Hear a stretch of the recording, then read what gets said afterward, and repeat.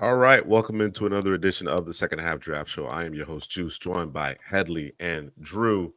Three more 7-round mock drafts on the slate for tonight's live stream. We have the Tennessee Titans, followed by the Atlanta Falcons, and we will end things with the New York Jets. So we won't belabor the point any further. Let's jump into it, man. We're here to mock draft, so let's jump into it with the Tennessee Titans with the 7th overall selection. Let's get it, man. Titans, man. They a lot of issues, a lot of needs, a lot of holes to fill, man.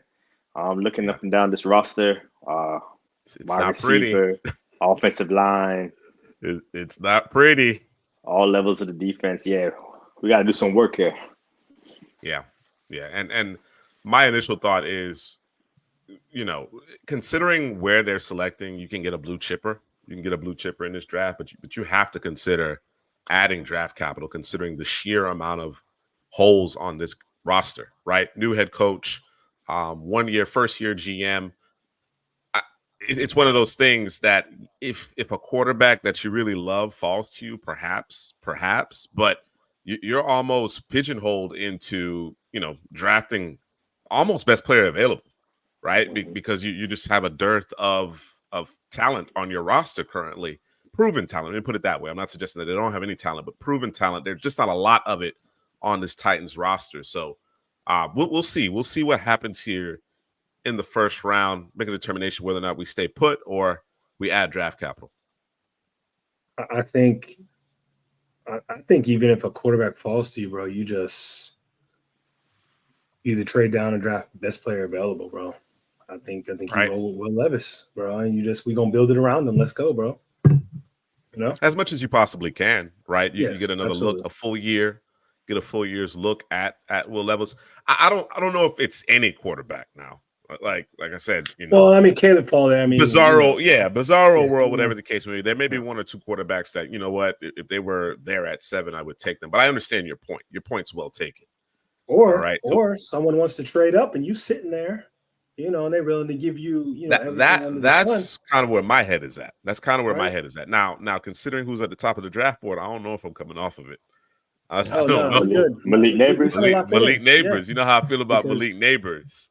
They've done their damage in trading the AJ Brown. Oh my gosh, I'm drawing a blank Yeah, here. AJ. Yes.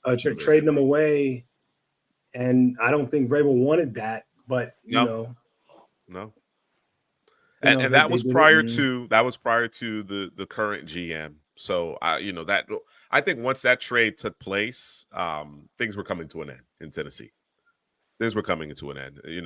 You have to be aligned when you make a trade like that, right? And I get it. It's a receiver.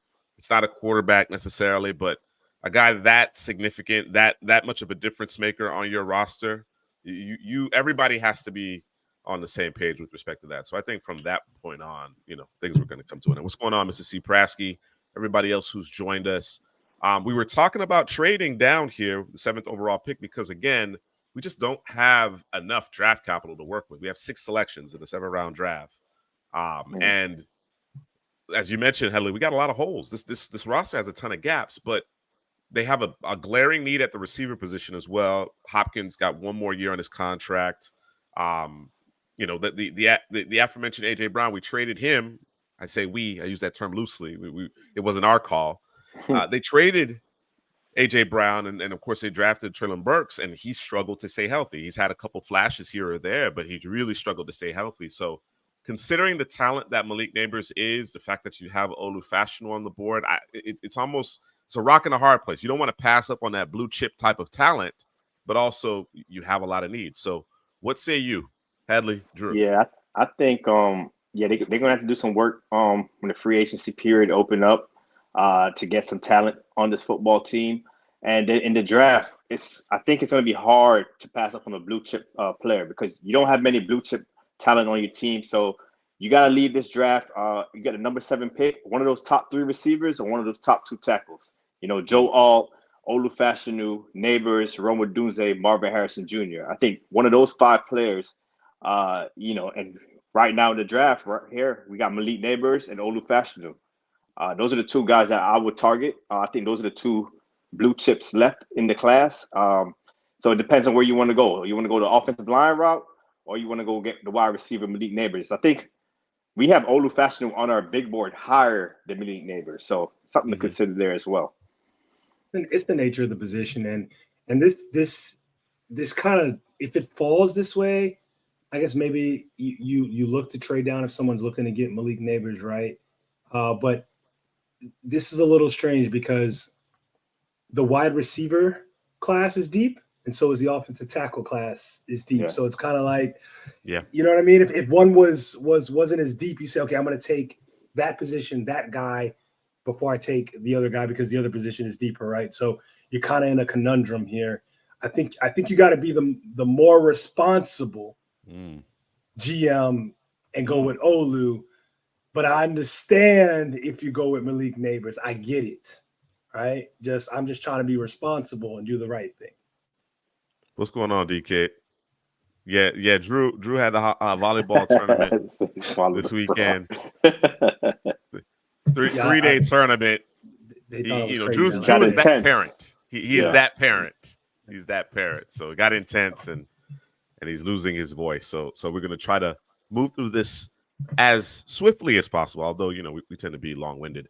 I'm gonna make a case for Neighbors. I'm gonna make a case for Neighbors, but of course, majority rules here. I think, as you mentioned, Headley, the two blue chip prospects on the board are Malik Neighbors, Olu Fashanu. Obviously, generally speaking, we have a tendency to prioritize the offensive line. I think there is more talent, less of a drop-off. Let me put it that way. Less of a drop-off from Fashanu to the next crop of tackles as compared to the receivers, right? We're talking about Neighbors possibly being the best receiver in this class. I think he has the highest ceiling. Maybe not necessarily the highest floor, but the highest ceiling, right? Fashanu is a guy that we love as well. In fact, he's a top tackle on our board, right? Okay. But I just think the in terms of the class, the breadth of the class, what remains, I think there are guys closer to Fashanu available at the tackle position versus receivers closer to Malik Neighbors. That's how I feel about it, considering that Odunze and Harrison Jr. are off the board. So let's do that exercise then. If we draft the Olu Fashanu right now, maybe we get an Adonai Mitchell in the second round, right? So Olu or Adonai. I'm throwing a receiver out there that's probably going to be out there. Olu and Fashanu, or we draft a Malik Neighbors right now and maybe get a Kingsley from BYU there in the second round. So, yeah, I'm gonna take. What would you rather? Yeah, that's it. So Fashanu is a guy that I would be comfortable taking in the first round. Kingsley's a guy I would be comfortable taking in the first round. We expect Tyler Guyton to go in the first round. So any of those three guys available at our pick in the second round at 38, I'm for it. So you're with the Neighbors and the Kingsley. How about you, Drew? Nah, I'm right there with you. And you know what I wonder? I know that the scouts and the GMs and stuff. I know they can talk low level, high level, but I wonder if this is the conversation in the war room, right? It absolutely is happening. You know what I'm saying? Is this simple, right? We just throwing stuff up and people are talking and giving their case, and whoever gives the best case, GM says, all right, that's what we're rolling with, right? So I like the case of Kingsley and a Malik Neighbors. I think that is, to me, I'm more comfortable with that than an Olu and an Adonai. All right, let's go. We're on board then. Let's draft Malik Neighbors. Sean agrees with us here, and PI, Sweet Potato Pod Bros, pontificating. Absolutely, that's what we do. That. That's what we do. Hey, coin that. Hey, man. That's alliteration right there. That's alliteration. That's 4 P's. Pushing P out here. All right. Malik Neighbors is the pick. Fashanu to the Falcons. Wow. Y'all gonna run 6 offensive linemen out there, Headley? Matthew's getting a little older, man. Somebody's gonna get traded, bro. That's true. Matthews is getting a little bit. Oh no. The tackles. What's going on? Tackles coming up. Off the board. Oh man, there was a run. Man. Took a chance. So Fashanu, Fuaga, Latham, Barton, Fautanu, Guyton, Mims, Morgan. Sheesh. Kingsley right there, bro. I called it. We called it. Still out there. I like Kingsley. I like Kingsley a lot. I like him a lot. I don't think there's really a decision to be made here. As much as I'd like to add some draft capital, we know that we have a glaring need here. And then after Kingsley, it's Kieran.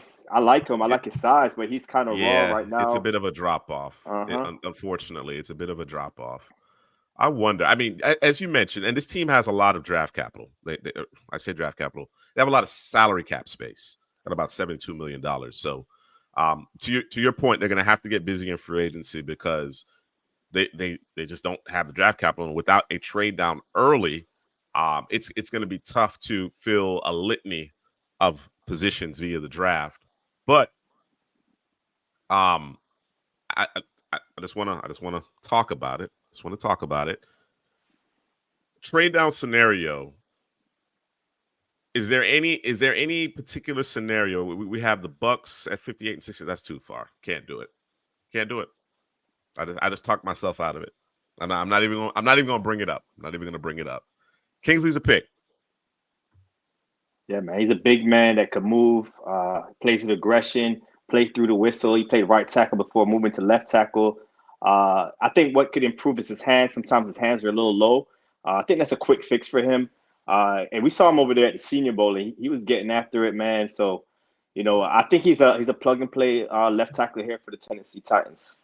Absolutely. And he played both left and right, correct? If I'm not mistaken. Yeah. I think we switched to left tackle this year, played right. So correct. He has that versatility. Correct. So you got that as well. Yeah. They're going to drop him in at left tackle, I would imagine, unless they decide to go with Andre Dillard again, and that experiment hasn't worked out to this point. You slide him next into Skoronski, and now you got something working on the left side of that offensive line. It seems to me, and again, I'm a big believer in for this team in particular, best player available. Generally, that's the approach that you want to take anyway. It seems to be between free agency and the draft. You're just going to have to kind of fill the gaps, fill the roster. But I don't know that you're going to be able to fix both sides of the ball necessarily. All right. Right. Unless you're overpaying and you burn through that draft or that salary cap in one off season here.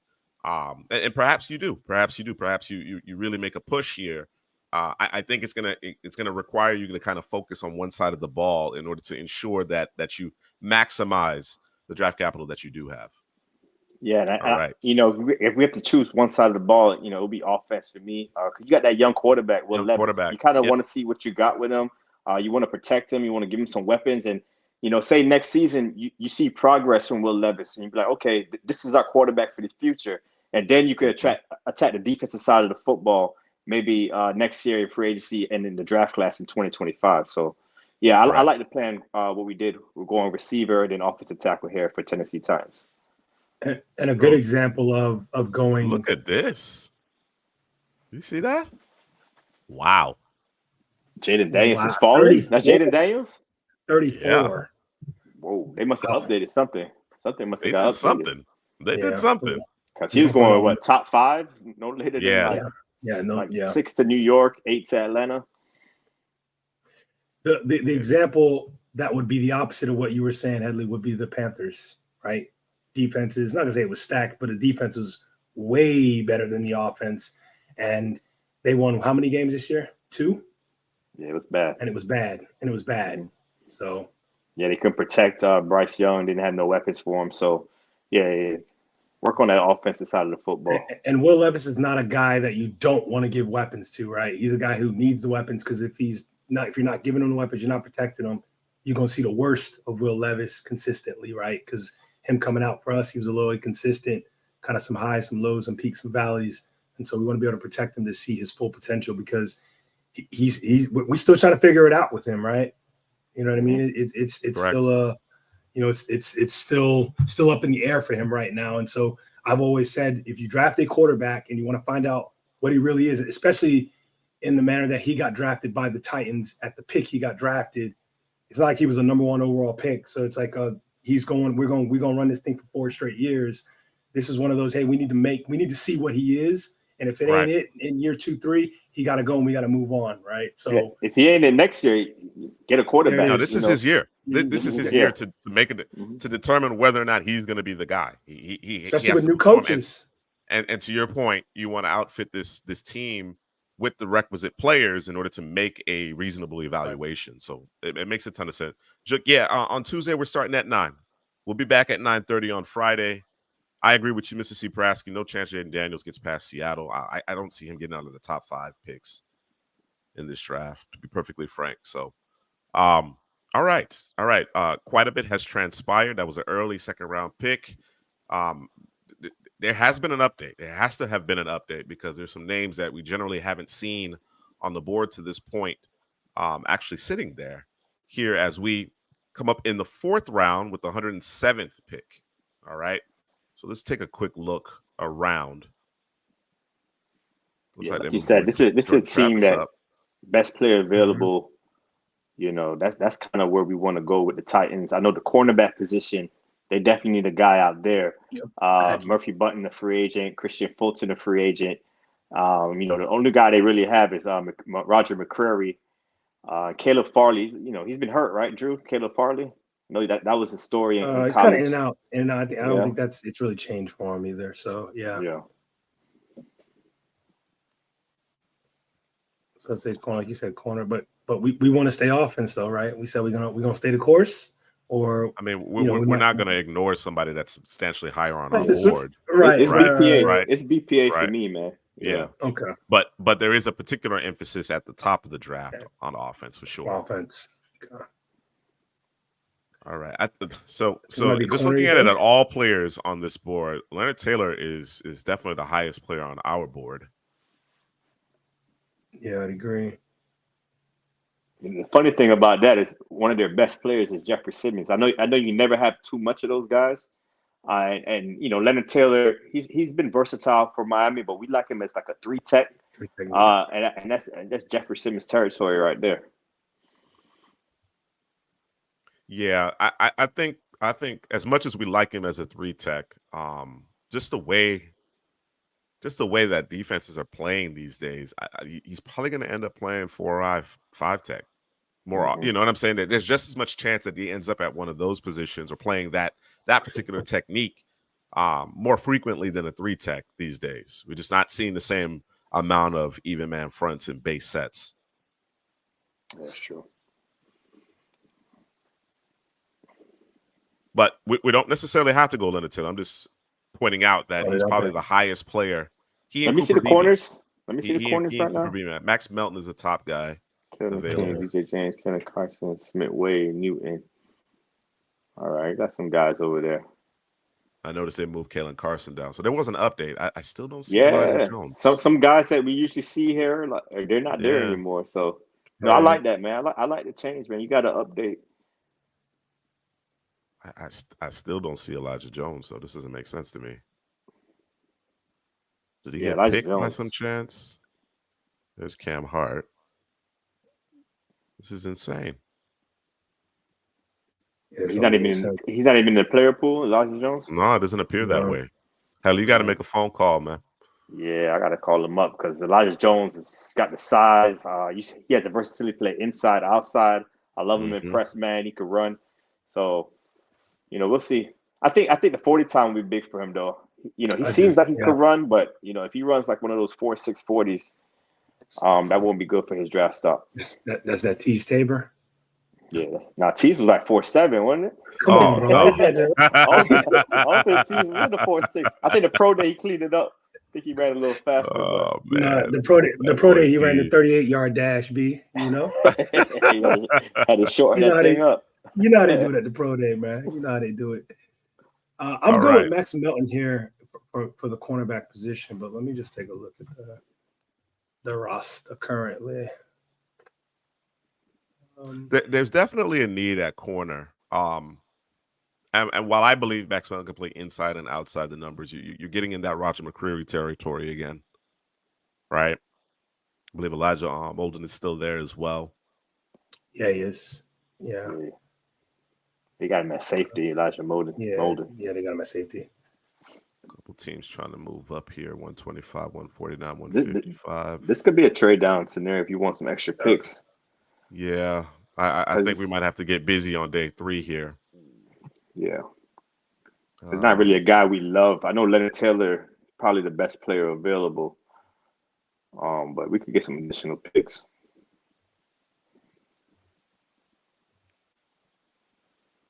Hey, bro. Take their It whole wasn't draft. take their whole draft, bro. I'd take these 3 picks. I would do it for these 3 picks. Let me see what we got here. New Orleans puts us a little earlier here in the 5th, but let me see. DK's a good spot for Kellen King. Naturally. Come on, bro. Naturally. All right, we can do 149, 167, 169. That was better than Dallas, right? Yeah, it's 125, 173, 213. Okay. And then the Fins, 155, 186, 199. So, yeah, it looks like the Saints is the best offer here. All right, we're all on board? Yep. Yeah, all let's right. do it. Let's do it. Run it.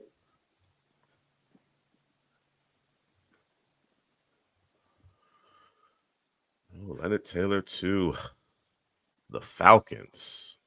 There we go. And they're gonna max him out into the Seahawks. Then Jordan Travis to Denver.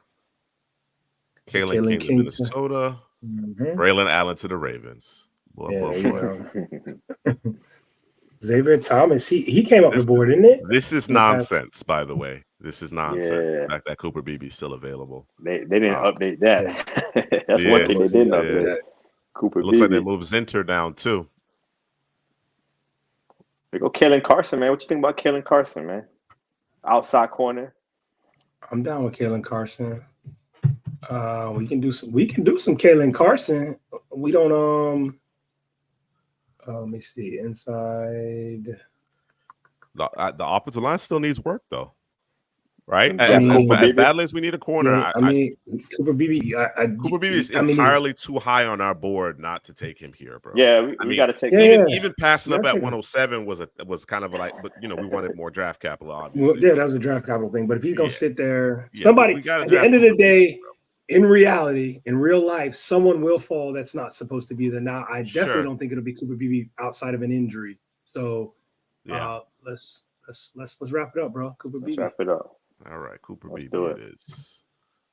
Actually, I just seen another corner, man, that I think we could give an opportunity to, man. I know we were high on him.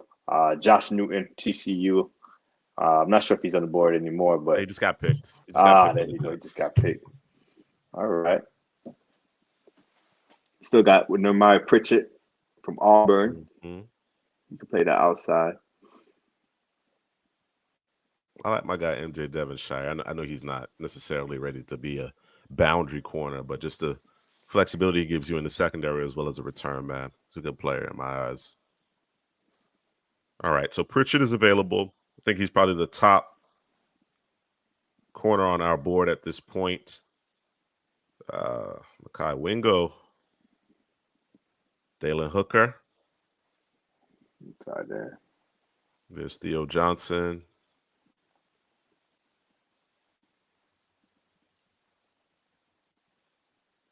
Cedric Gray, because he's Al-Shahir, he's an unrestricted free agent, by the way. Yeah, they need a second level linebacker too. Cedric Gray, the boy from Miami, James Williams, still on the board.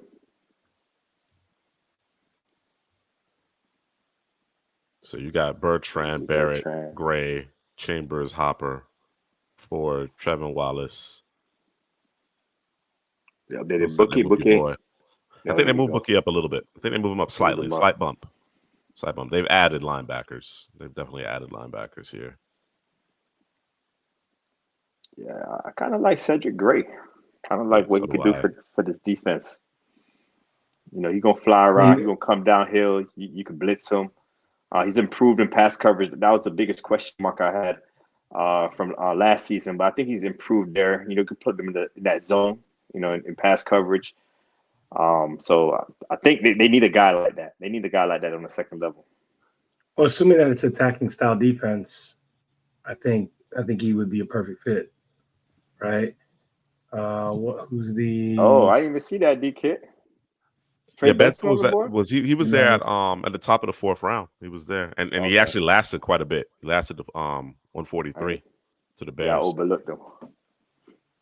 He'll be good in this outside zone scheme. Yeah. But they got Tajay Spears also, who they drafted last season. He probably become a starter for the Titans at the running back position. So we're all on board with Cedric Gray here. Yeah, I like him. Yeah, go ahead. Right. Let's go Cedric Gray. Center Barrett, Kai Wingo lasting a lot longer than I anticipate. There's Theo Johnson. All right. We need some beef up front. I know we got Simmons, but Autry and Petco are free agents. So is Jaleel Johnson for this football team. So if you want to run that, we running that 3-4 defense. We need to get some big boys up front.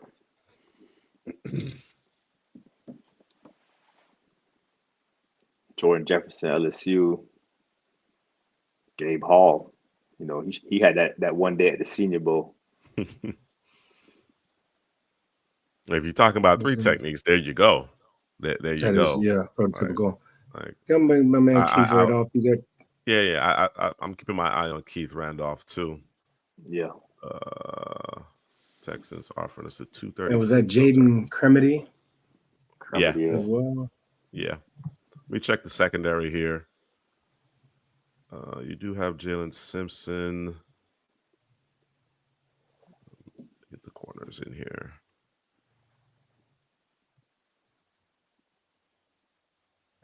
Yeah. Come on, Hayden. Definitely. Come on, Hayden, but definitely going to have to hit up the Devonshire free agency at the corner position. Mm-hmm. I like Devonshire. Yeah, MJ. He turned the football over. I remember we did him in summer scouting. Yeah, he's one of the first corners I graded out. Studied. Yeah. Yeah, studied. Oh yeah, it was that first play against Cedric Tillman in that press alignment. When he. Yeah, it was a little ugly. Now, he did his thing early on. He get hands on wide receivers. Yeah, I like Devonshire. I like Devonshire too.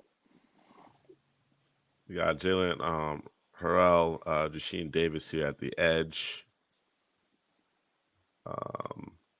Solomon Hold Bird. Hold on. Was that Solomon on the board? Yeah, that's Solomon from USC. Oh, from not from Troy. No, he got picked in the third round. I'm about to say because he's you think about Javon Solomon. Solomon, yeah. He's moving up for me. Yeah, D-Kid, I think Dylan Johnson's actually an interesting fit too to pair with Tajay. I know they have Hassan Haskins, but Dylan Johnson could be a thumper. You know what I mean? In that backfield.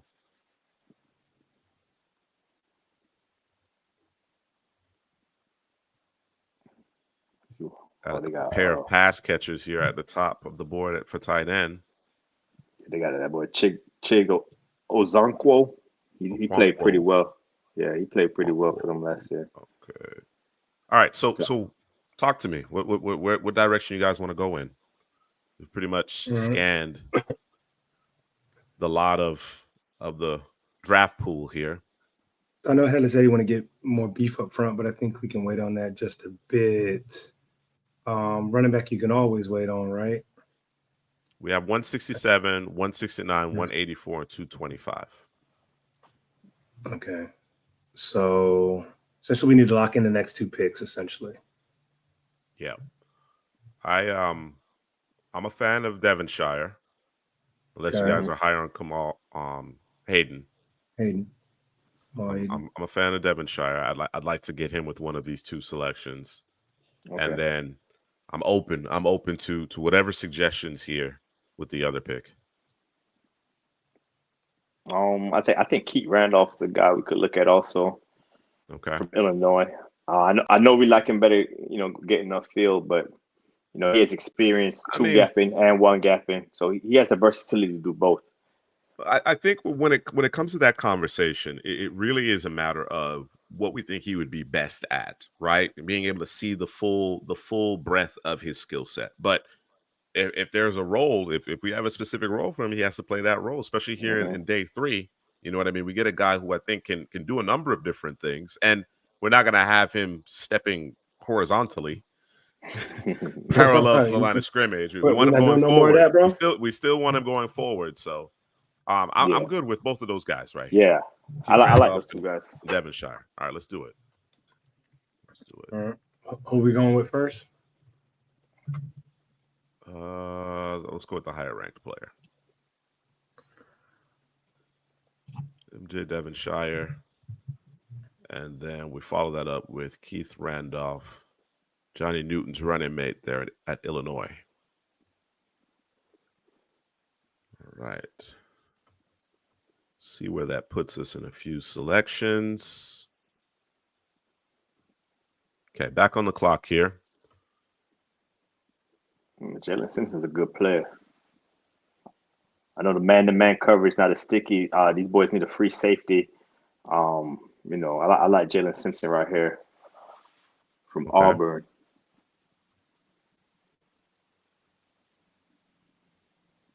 I don't necessarily have a problem with that pick. No, I'm good with it as long as you're not asking that man to cover one-on-one. Let him do the free safety thing. Let him roam and do his thing. I think it's a solid pick. Yeah, he's always running football. It closes really well too. So, another guy that could help in the run defense, could come down, could hit. I like Jalen Simpson here. I think will be a steal this late in the draft. What do you think of Mr. Ceprasky's suggestion right here? Hey, I'm not mad at that. We're not sold all the way on Will Levis. I know coming into last year's draft, we weren't big Will Levis guys. He has a strong arm. So he's kind of similar to Joe Milton. They both have big arms. Just got to see the field better, read their progressions, get to this first, second, third read. So they're similar prospects to me. Joe Milton probably has a stronger arm than Will Levis. So, yeah, more competition. Let's do it. I'm down for that, Mr. Ceprasky. What about you, Drew? No, I disagree. I don't. He's on my Joe. Yeah, I've never been high on him. I've never been high on him. I know he's got the arm. I don't see it in terms of the processing and getting the ball out. Now, if we're talking about developing for higher picks, I'm never that guy that would draft a quarterback and the intention is down the road is to trade him, develop him. Because if he's going to develop and he has a trade value, that means that he's meaningful to the team at that position. So I think you would hold on to him. But I'm just not high on him. I mean, okay, I 7 years. Yeah, I agree with you. I agree with you. This team probably needs to trade down as early as the 7th overall pick. We couldn't bring ourselves to pass up Malik Neighbors and the I guess the last of the Mohicans as far as the top offensive tackles in the class, or guys that we would be comfortable actually taking within the first round, was on the board in the second round at our pick. So we decided to take him there. We actually traded down in the 4th round and netted some additional draft capital. So certainly, the Titans are going to probably need to trade down because, again, they're not in a good spot with all the holes on this roster, albeit they do have a nice volume of cap space. If they can manage to really do a good job in free agency, then perhaps they can stay put. But I kind of foresee them trading down as well. As it relates to Joe Milton, I think the question is, do you think Joe Milton is good enough to compete with Will Levis? That to me is the question at this point. Because to your point, I would prefer having a veteran that we know isn't necessarily going to be the guy, but has some experience and could help Will Levis in that quarterback room as far as his preparation and so on and so forth. I think that's the route you go in, unless you feel like Joe Milton has the upside that could potentially compete with a Will Levis. That to me is the only that's the way I would go about making a selection of Joe Milton at this point. That's how I feel about it. So the question then becomes, if not Joe Milton, if we don't feel that way about it necessarily, who do you select here? Heather, you mentioned Jalen Simpson. You want to stick with Simpson here? Okay. Yeah, I'm good with Simpson. And just to piggyback off what you were saying to Volcano in terms of the trading down, this might be one of those drafts where Titans fans are not happy because there's going to be players on the board that they're going to want, and the team's going to be like, we can't afford to draft this player, even though they're a blue chip player. We're so far behind the 8 ball in terms of the depth on this roster. We can't afford to draft that player because we're not going to have this thing ready to go in 2 or 3 years. I mean, you should. I would think you should, but maybe they feel different, right? So, what pick was that? That was 184. I believe that was 180. I think it was 184. Yes, that's correct. Okay. They go Rasheen Ali right there. You know how we They do it, sleeping on Rasheen him. Ali. They sleeping. They gonna Yeah, stay this would be asleep because he another hurt, team. bro.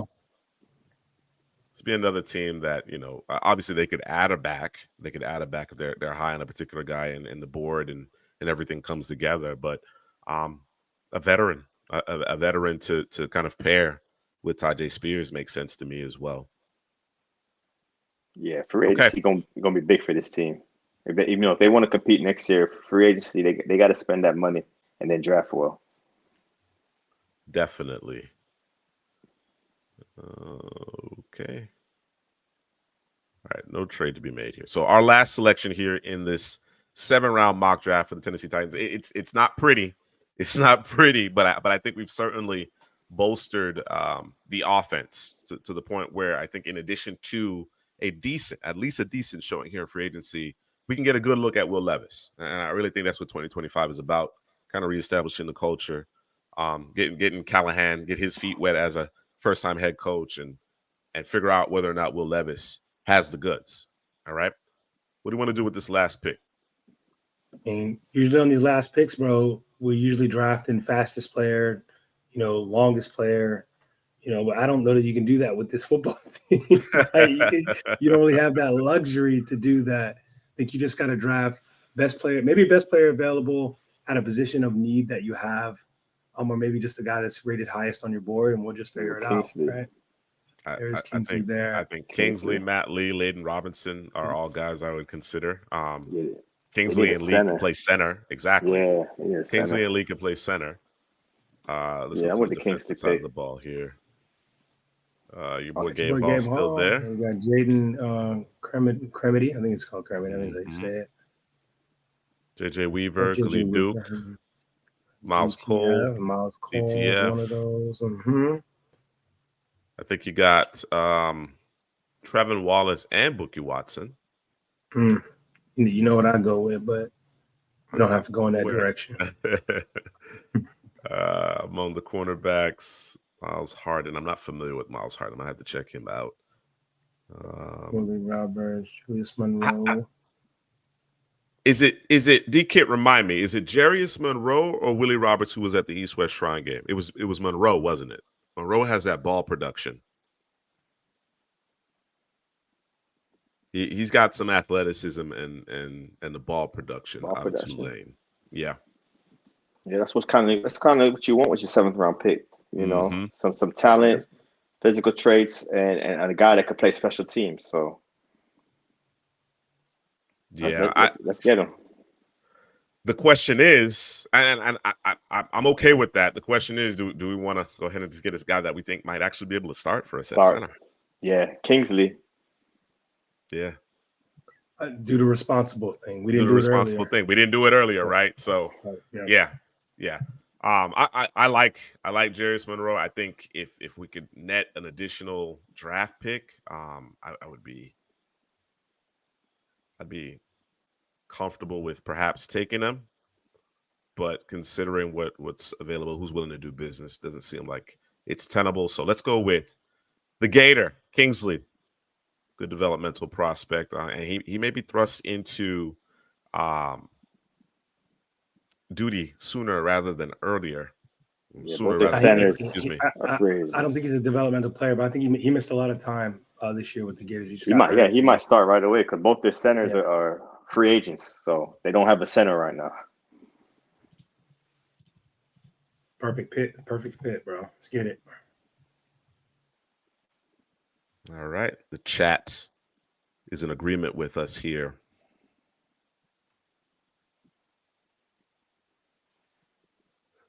All right, let's see how we did.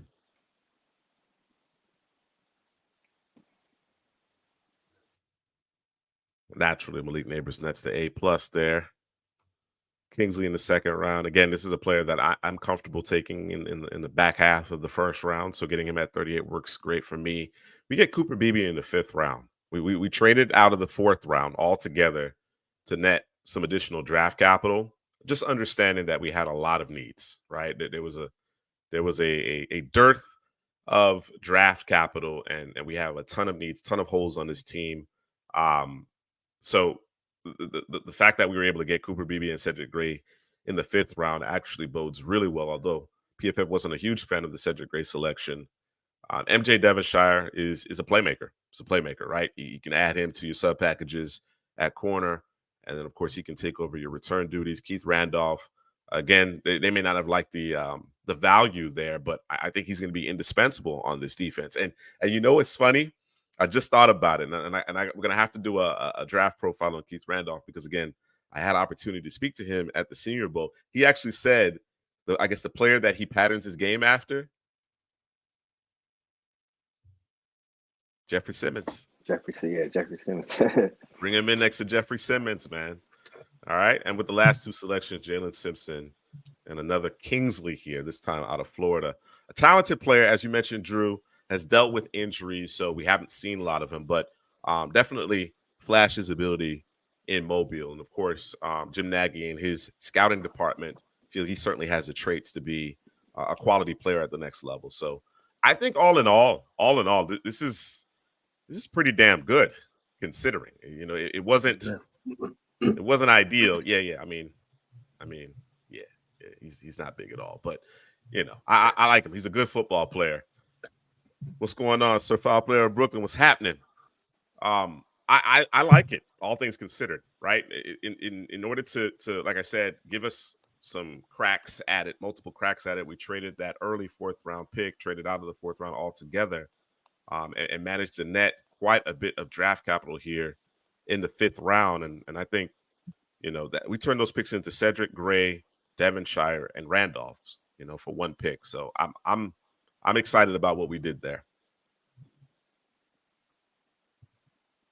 I don't know if I need to add anything else, man. I mean, come on, man, add something. Listen, Cooper Beebe shouldn't have been there, but he was there, and he might always be there for us when we do these draft picks for whatever reason. PFF, I don't know what it is, need to update it. But again, I'm going to continue to talk about it. Titans fans, you might not be happy with your draft when come draft day because there might be a blue chip guy that you want, whether it be the offensive tackle or whether it be the receiver. Hell, it might even be a quarterback, and you're ready to toss Will Levis to the side. But if the Titans are offered, you know, that Godfather package, you know, offer they can't refuse, you're going to have to accept it because this is about getting your team better. They got a lot of holes. Do we know how much money they have in free agency by chance? $72 million. That's a good amount. So, it'll probably be more because the cap's supposed to go up by, I think, $26 million, if I'm not mistaken. So, oh wow, yeah, I think it's going from 20. NFL had a good year. 250. Yeah, man, you know the boys always had a good year. they had the Taylor Swift touch. You know what I mean? So, had that too. So, yeah, man, I like what we did here, man. We got a little beef up front. We helped them out in terms of trying to get them a corner, and MJ Devonshire. I think we fixed the offensive line. I'm gonna say that right now. We fixed the offensive line. Calling your shot. Yeah. Okay. And we got a guy just in case Traylon Burks don't work out. You got a guy who's gonna be there and a sure thing in Malik Neighbors. Yeah, I thought we did excellent with the Malik Neighbors Kingsley pick. We got two starters right there for the Tennessee Titans, and then we did the rest of our work on day 3. Like Drew said, we fixed the offensive line with Kingsley, Cooper Beebe. Kingsley, another Kingsley, the center from Florida. But, you know, I love that Jalen Simpson pick also in the secondary. I think he comes in right away. He flies all around the football field. He triggers downhill quickly. He brings that energy and that thump to that defense. So, you know, an excellent guy on the third level to have. Pass coverage, you got to clean up some things there. But, yeah, he important skills, but it's almost teleporting skills with Jalen Simpson, how quickly he gets to the ball carrier. You know, as you take a step back, right, and you look at this draft, and of course, the obvious portion is you can trade down, right? Considering just the sheer amount of needs that you have, you can trade down. Again, we believe Malik Neighbors is a special talent. Didn't want to necessarily pass him up. Those top 3 receivers, we are high on those guys. We are very high on those guys. So, but certainly the Titans have that option, right? I think they will be takers for the 7th overall pick if the Titans want to trade down, add additional draft capital, not only in 2024 but 2025 as well. But as I look at it, Drew, you mentioned that we fixed this offensive line. I think we took a good crack at it, man. Those 3 players could be starting as early as 2024. I mean, tackle, guard, and legitimately, center. Yeah, absolutely. And if you look at the moves, and of course, we wanted to prioritize the offense because we're trying to get a good look at Will Levis, right? We're trying to give Will Levis a fighting chance and give him a good look. Now we're talking about Neighbors, Hopkins, and Traylon Burks with Okonkwo, right? We like Tyjae Spears in the backfield. We can add a veteran to that mix there. I think from an offensive perspective that you can be competitive with that group, right?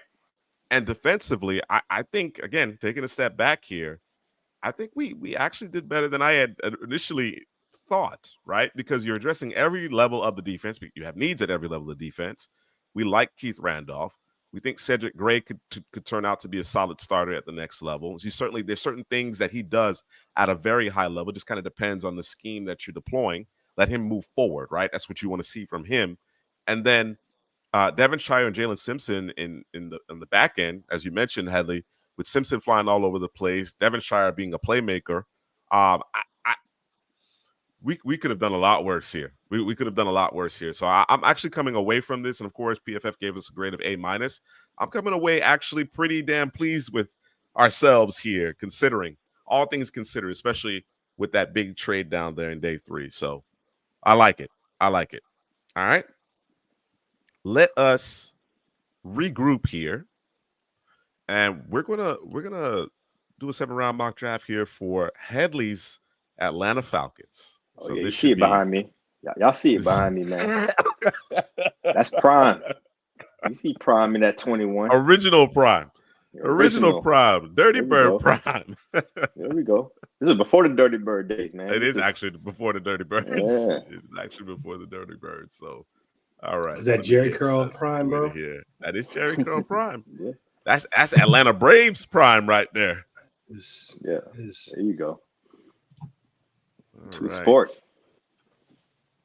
Falcons. This should be interesting because I have a very, very clear thought process as it relates to what Atlanta needs to prioritize. But Headley, being our resident Falcons fan, I'm really interested to get your thoughts on how we approach this thing. I think, the GM, head coach, Raheem Morris, they already said it, man. They're going to be aggressive in getting their quarterback this season. So to me, that means it's going to be a trade. Whether it's a trade for Justin Fields or it's trade up in the draft to acquire one of these top 3 quarterbacks, Caleb Williams, Drake May, or Jaden Daniels. What we saw last mock draft is Jaden Daniels might be falling a little bit in the algorithms for PFF, but I think they're going to be aggressive, man. You got to get that quarterback. It was an eyesore for the Falcons last year. Not only the quarterback, but we need to put some weapons around the quarterback. Right now, we have Drake London, Kyle Pitts. Those are only 2 guys. Bijan. And Bijan out the backfield. You got to respect Bijan out the backfield. But we need another receiver. We need another guy out there, a speed guy, someone that could stretch the defense. So, that's where I'm looking at for the Atlanta Falcons. The defense actually played pretty decent last year. So, what they say? Yeah. Facts, DK. Facts, DK. Time to sabotage, bro. Let's get it, bro. Come on. They're aggressive. They're aggressive to go get that punter too, bro. Let's go. We hooked the Giants up. Last 7-round block, man. How you gonna do the Falcons like that? But I'll say the defense played pretty well last season, but we still looking for that pass rusher. We still looking for that pass rusher in Atlanta. Hey man, we can go Latu here. Call it a day, man. I need that quarterback first. We got to show up that quarterback. I know. Ooh, Mississippi Prasky. Caleb King.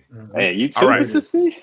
At two, Mississippi Prasky. Let's go. I'm all right. for it, baby. So again, before I hit the button, Hadley, do you want to get aggressive? Are you willing to stay put at 8? What do you want to do? I want Caleb Williams. Yo, That aggressive? yo. So you wanna trade up to 1? Hey, is this my draft? That's what I'm doing. That's what I'm Hey, doing, man. I'm getting hey, Caleb listen. Williams. Hey. I don't know how realistic it's going to be. I want Caleb Williams. If we don't get Caleb Williams, I'm fine with Jaden Daniels, Jaden Daniels. and Yeah. then Justin Fields. That'll be my order: Caleb, Jaden Daniels, Justin Fields. You don't Okay. want no part of Drake, So- man. Oh man, I got some reservations with Drake May. You know, You know what the I problem is, wouldn't be bro? mad You know at the it. problem is, right? What No is problem this? is? North Carolina? No, it ain't that. It ain't that. Oh, come on. It ain't that. It's that. You named all these guys, bro. You named this guy. You just skipped that guy. Hey, bro. you know who I'd be okay with? I seen DJ do a mock draft. Had JJ McCarthy with the 8th pick. I'm fine with JJ McCarthy in the 2nd round. I'm fine with him in the 2nd round. I don't know about the 8th pick. I know he's moving up draft boards, but Right. I wouldn't be happy with him getting drafted 8 to the Atlanta Falcons. Caleb Williams, bro. Let's do it. Or I don't Penix. think. Yeah. Or I don't Penix. think Helly has a problem with Penix I necessarily. like Penix. It's kind of where you're getting him though. You want to maximize the value, I suppose. Value. Yeah. But you know how we are. We open to the idea of Penix is in the top 10. You know, you got to have the conviction. What about the potential of a Kirk Cousins, Helly? What do you think about bringing in Kirk? I like it. I like Kirk Cousins, man. He's shown he's produced everywhere he's been. He's a veteran quarterback. You know, he could lead these young guys along. I think he'll get us into the playoffs. So, you know, I'm fine with Kirk Cousins also. So give me you know, we're gonna get this draft started at some point here. So just bear with us, you guys who are still rocking with us on this Tuesday. Give me kind of an order of operations as it relates to the quarterback situation. What is your priority? What would you like the most? And then, you know, second most, so on and so forth. Like I said earlier, man, Caleb Williams be my number one priority. I'm not sure if Chicago is going to come off the pick and what it would take. I'm fine giving up some draft picks for next year. I would love Caleb Williams in Atlanta.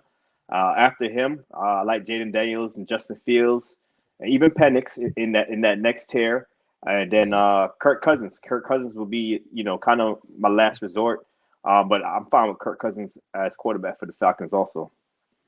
Now, of course, if you go the Kirk Cousins route, you're going to have to prioritize that, right? Like you, well before the draft, you're making a determination on that. You have to have that plan in place. So, but I understand what you're saying as far as your preference of what would transpire. So let's see what it would take in order to get the first overall pick. I know it's going to require your first next year. Will the third this year do it? Nope. The 2nd and the 5th DK. I'm fine with that. I'll move up for Jaden Daniels. I get the 2nd and the 5th. 2nd and the 5th. I'm okay with it. You a sweet deal, and you actually hold the Jaguars 79th overall pick. That's tied to Calvin Ridley. So if the Jags, it could be a re-sign 2nd round him, pick also. It would become a 2nd round pick. That's correct. Jags need to they need a receiver, man. They need to sign him up. No, the Bears say hell no. The Bears say nah, hell it ain't happening. All right, it ain't happening. It ain't happening. Let's see what let's slow the draft up. Let's see what the Bears do. Slow it up. And then we'll talk to Washington. We'll talk to Washington next. All right, Drake May went first overall. So there we go. Now we're talking to Washington. Let's see. Now we're gonna make the offer to Washington. They might be takers. Some interest. Definitely. I don't know if you want to give that up. Just the 8th and next year's first. No. The second. They want the second as well. That'll get the deal done, though. That will get the deal done. How about the 74 and like a 3rd round next year or something like that? 75% right there. I like that one. Okay. Give this a shot. Let's do it. All right. Let's see if I can get you some draft. I don't even need nothing back. But you don't need nothing back? You good? I'm good, bro. It's Caleb, bro. Right. You said it's Caleb. He said it's Caleb. All right. What's going on, Joey? We to have you. Like it was Michael Vick, bro. It's Caleb. It's Vick, bro.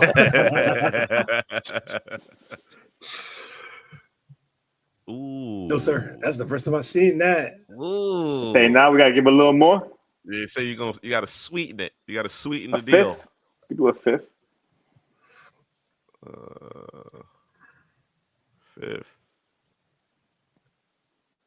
Fifth next year. Let's see. Nope. We can do The other fifth. We'll do the fifth this year. See what They happens. don't want to do business. Oh It's no! tough. Nope. It's tough. Nope. They want a king's ransom. They want that second. I mean, you can offer the fourth. I mean, Let's try the fourth. If you're cool with it. I'm cool with it. All right. Come on, Commanders. I got Sam Howell over there.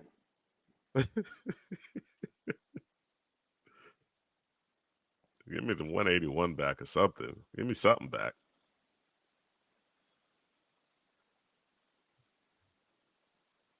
All right. Last shot. I'm going to take these two off and run it. You good with this, Headley? Yeah, I'm good with it. Nope. Hey, DK say put the 42nd, man. It's too late. It's too late. Oh, it's bro. too late? No, we got no attempts left. Oh, you used all the attempts? I used all the attempts, bro. I got it up to 89%, bro. That's okay with the second. All right, it's all good, man. Bro, why did we start with the second then if you're okay with the second? I was okay with it. I had to see first. I didn't know we had attempts left. I wasn't aware of the attempts. Oh, okay. All right. I wasn't aware. I would have said something, but I thought you saw it, so I didn't say anything. Oh, all right. Man, sabotage. Drew sabotage. The fix is in, bro. The fix is in. Oh, man. No Caleb Williams. We got to go to plan B. Yeah. Plan B will be Jaden Daniels, Justin Fields. Now, where would you be trading up in order to ensure that you got Jaden Daniels, or are you just letting the draft come to you at this point? I probably let the draft come to me. I'll probably let the draft come to me because Justin Fields is still in my back pocket right there. I probably could get him for a second round pick, and I'm fine with Justin Fields. So if Jaden Daniels doesn't fall to 8, then I'm okay trading for Justin Fields. Okay. All right. Let's pick it up then and resume the draft. Marvin Harrison, Malik Neighbors, Cooper DeJean. Wow. Cooper going early. They got him pretty high. They got him high. All right. There's your Jaden Daniels. Yeah. I like it, man. Bengals trying to move up, man. Bengals trying to talk business. Trying to move to 18. But that's too much, man. I'd rather draft a quarterback right now. I know Michael Penix is there also. What 18 or what? What are they trying to do? I'm not sure exactly what they're trying to do. Maybe it looks like Alt is still out there. Maybe they're trying to trade up to get Alt. That would make sense to me. Or unless they love Brock Bowers potentially. That's a bit of a fall though. Let's see if we stay in the top 10. Can we net? They're not interested in coming off this pick at all. So yeah, your trade partner here is the Bengals. But I don't know that you're interested in.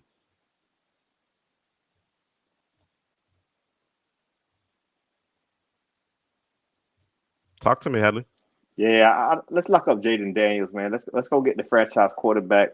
Let's pair him with Bijan Robinson in that backfield, and it's going to be fun. It's going to be fun. We're going to get him some weapons later on in the draft. So let's get Jaden Daniels from LSU. All right, Jaden Daniels is the pick. Mr. Nebraska trying to straight up get his quarterback. Pick up the pace here. All of that, and you got Jaden Daniels 8th overall. Yeah, he was the next guy. He was the next guy. I wanted Caleb, but it was too steep, I guess. And we got Jaden Daniels there. We'll be all right. So the Bengals went with Jackson Powers Johnson, which is a good selection. Don't get me wrong. You get Quinion there, Mr. C. Prasky. Rome Odunze to the Giants. Keon Coleman at the top of the second round. Michael Penix to the Vikings. All right. Vikings got fell right Darius to him, Robinson. Ooh. There you go, Headley.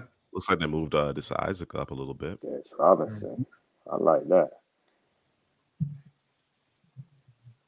You got the Bengals and the Rams making offers as well. Any consideration on the trade down, or do you want to just focus on what's here on the board? All right, there we got. Let me see the receivers. I know we got Darius Robinson. He'd be the defender I would try to get. I think we could. Those second-tier receivers seems to have come off the board, so I think we could wait a little bit for receiver. I know you got Jermaine Burton, Xavier Worthy. They both could stretch the field. I like Jalen Polk also for Washington. I think Roman Wilson would do damage out there. I like Jalen Polk a lot too. Roman Wilson. Got my guy Xavier Legette out there. Yeah. Malachi Corley out there, bro. Is he out there too? Malachi, bro. Yeah, I know Darius Robinson. He's the highest guy on the board right here. I think he's a first-round talent. We talked about that pass rush for Atlanta, getting after the quarterback. Calais Campbell, older player. I'm not sure if he's coming back. So I kind of like Darius Robinson here, man, to fill in right there. He could play the 5 tech for us. He could stand up. He could be versatile all along the defensive line, man, and get after the quarterback.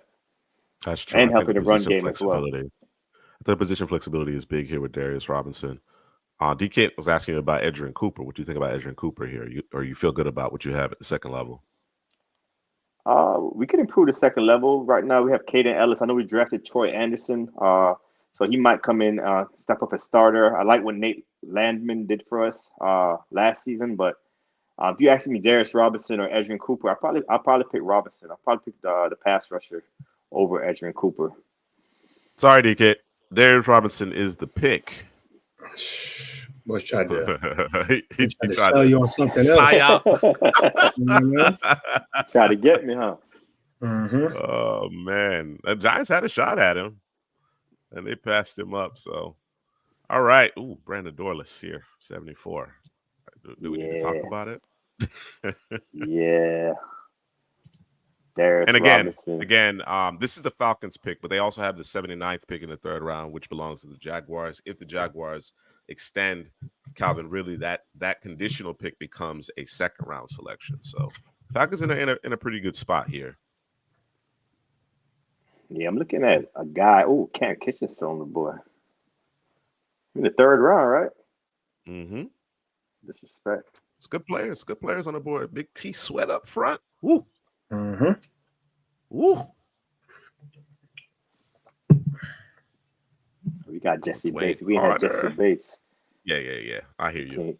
Can't get you already got a center fiader. You already got a center fielder. I'm looking at that wide receiver position, man. I see a guy, one of your guys, Juice, Malachi Corley right there. We got Brandon Rice also, but I think Brandon Rice is more in the Drake London mold. Yeah. We do need a slot and a Z. So I think Malachi Corley would be a nice addition here for the Falcons. Then with that next pick, I think go back to defense. Maybe a second level linebacker. Who's out there? Or another corner. Edgerrin Cooper. Yeah, Cooper is gone. What's the corners look like? Yeah, I think you got some good options here at corner as well. Cam Hart, Evan Trey, Andrew Phillips, Bernardo. Oh, it's a lot of good corners. Mm-hmm. Indy is looking for your pick. Let me see what Indy is offering here. If they would add the 118. What do think? Add a fourth round selection. I want Malachi, man. Yeah, I want to secure Malachi. Secure him, man. Yeah. Okay, trying to lose that. All right. Malachi Corley is a pick here. Now, I Headley, my thing was, and I get it, Darius Robinson was on the board, so you didn't want to pass him up. I still think you need a guy who's going to stretch the field. I think right? so too. I think Yeah. Corley is a nice addition to this offense, a very nice addition to this offense, right? Having to try to tackle Bijan Robinson and Malachi Corley in open field is hell, right? And he's a nice complement to what you have in terms of Drake London and Kyle Pitts. But I still think you need that guy who can take the top off the defense. So at some point, we got to see if we can add some additional speed. Mind you, there's free agency, of course, veterans that might be available via trade. But yeah, I think that's something that we just need to keep our eye on. So Malachi Corley here with the 74th overall pick. Yeah. Jane He's Daniels out there. building that offense. All right. Got one offer here from the Texans. Let's see.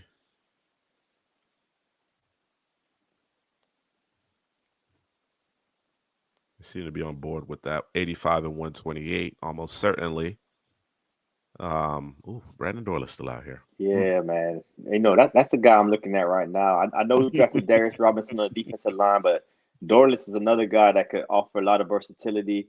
You know, he weighted at 272 at the combine. You know, I like him more at that Senior 290 Bowl. weight at the Senior Bowl. Yeah. I like him more at that 290 weight, but you know, if he's playing 272, you know, he got the versatility to stand up in this 3-4 defense. So my pick here would be Brandon Dorless, man. Let's get him to the front seven for Atlanta. Y'all running that Sean McVay offense, correct? Yeah. Okay. Just checking in, just making sure. Zach Robinson. Fitting the pieces in. So Hadley, you would want to secure Dorless. You don't want to risk it by dropping down 6 spots here. Let me see who else is on the board. At any particular position? No, this best available. Overall.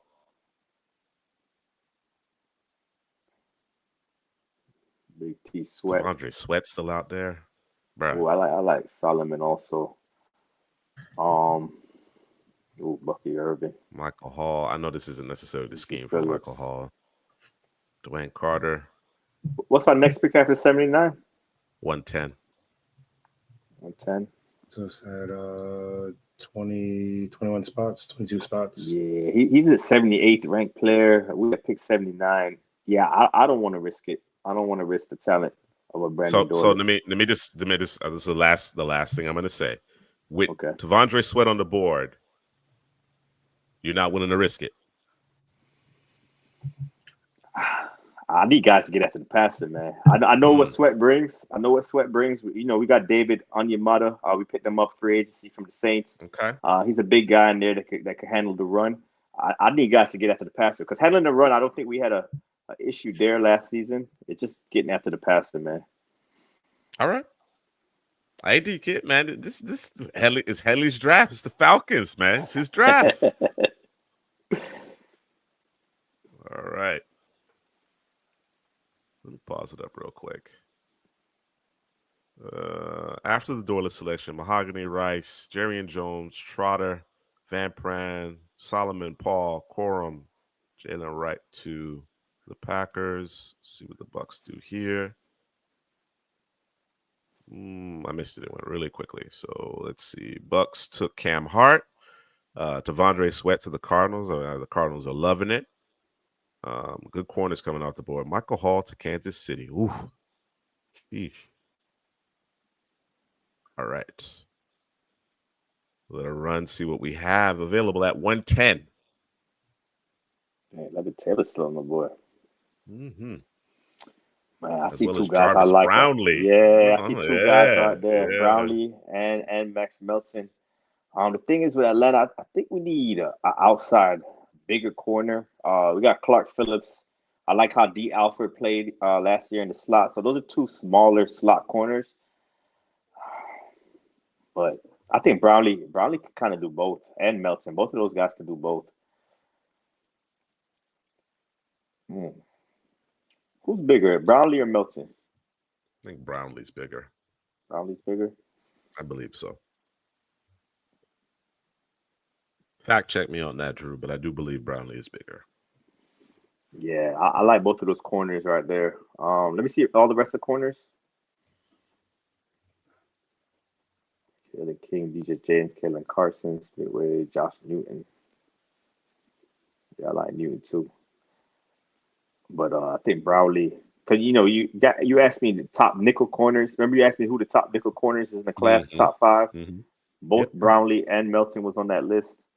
They're both the same size according to ESPN. I would have to search the Senior Bowl. Yeah. We need the Senior Bowl like measurements. Six foot 180. I think Brownlee is bigger. They're both 6 foot 190 is what ESPN's saying. 190. Yeah, but from what I remember, I'm pretty sure Brownlee is bigger than Max Melton for sure. I think Melton more physical though. All right. So while you mull that over, we could drop down 6 spots here, add some additional draft capital. What are your thoughts there? I know you mentioned like you like a few corners there. Yeah. Who's the off-ball linebackers? I still think we could get a guy there. DJ Bertrand, Usual suspects. Yeah. I'm okay with trading back here. A lot of guys I like on the board right now. All right, so let's see what we can net from the Bengals. See if we can add that 148. Ooh, 2% chance. I said no, sir. 175. Let's give it a shot. Oh, they were game. All right, let's resume the draft here. Oh, Brownlee and Melton gone. Both of them? Both of them. Man, kind of slip right there. I didn't expect that. Okay. Josh Newton time? Yeah, I like Josh Newton also. Let's go to the best player available right now. There you go. Running back, receiver. That safety from Texas Tech? Yeah, I was watching some tape on. I really like him, man. Yeah, because he has the range and he comes up and hits. He kind of offers the best of both worlds. Yeah. I know I said Jaden Hicks was safety 3. I'm still trying to figure out that safety 3, but that Taylor Demerson, he has a potential to be safety 3 in this class, man. I just love his versatility. So Brownlee is 5'10 and a half, 183. And they're both small. Melton's probably bigger. 5'11, 193. Melton's so bigger. Wow. Yeah, I figured Melton was bigger. He plays bigger. Sion Vaki. A little raw prospect right there. That's a true projection right there. Yeah. I mean, look at that wide receiver. You say we need a receiver to stretch the field.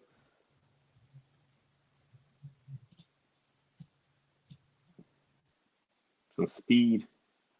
You might have to go the veteran route here. Go the veteran route. I know Todd Washington is more of an inside guy, but he got speed. With your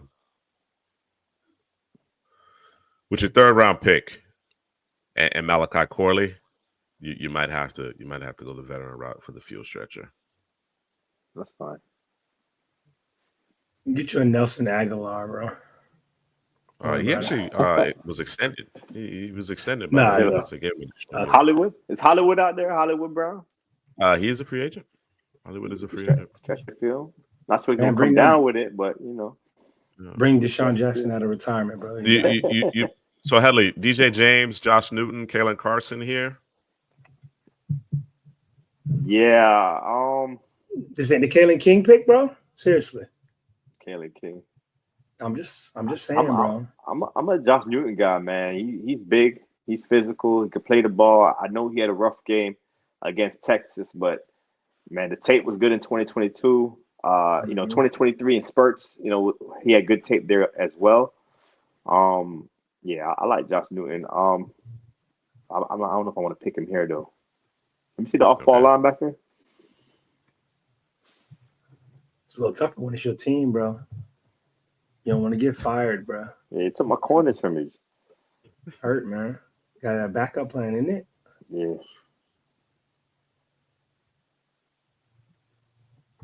Decisions, bro. Yeah, we could do too? No respect for DJ James, D-Kid. No respect. What can we do? How big is DJ James? We get the right numbers. I kind of look at him as a. I know he did both, but I kind of look at him as a. It's 5'11 and a half, 170. Yeah, he's small. You know what we can do too? Interior offensive line. I think we can use some depth at the offensive line position. I know our starters are kind of in place, but we don't really have any depth along the offensive line, man. Cooper Beebe's there, Bo Limmer. But how about the tackles? Jake Matthews getting a little older. We got Christian Christian Jones, Jones, Javon Foster. I like both of those. Who you like more, Drew? Foster or Jones? I like Foster more. Yeah, me too. Yeah, I like Javon Foster here, man. Foster? Yeah, I'm with Javon Foster. All right. Javon Foster. Yeah. Jake Matthews is getting an older player, can't play forever. Get his understudy to swing tackle. All right. Mm-hmm. Javon Foster it is.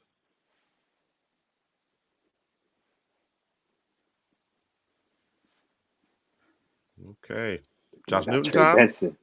Yeah, let's go. Let's lock up Josh Newton, corner from TCU. Josh Newton.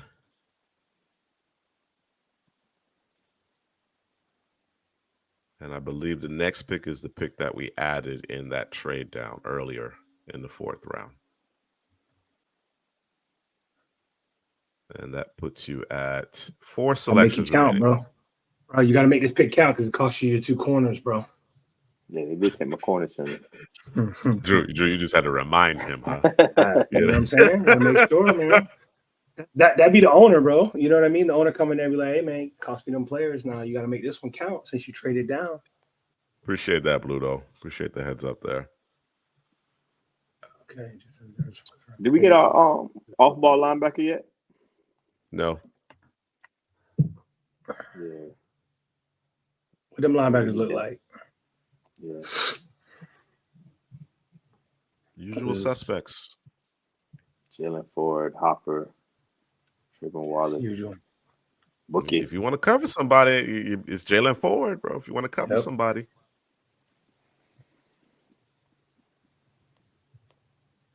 You got that.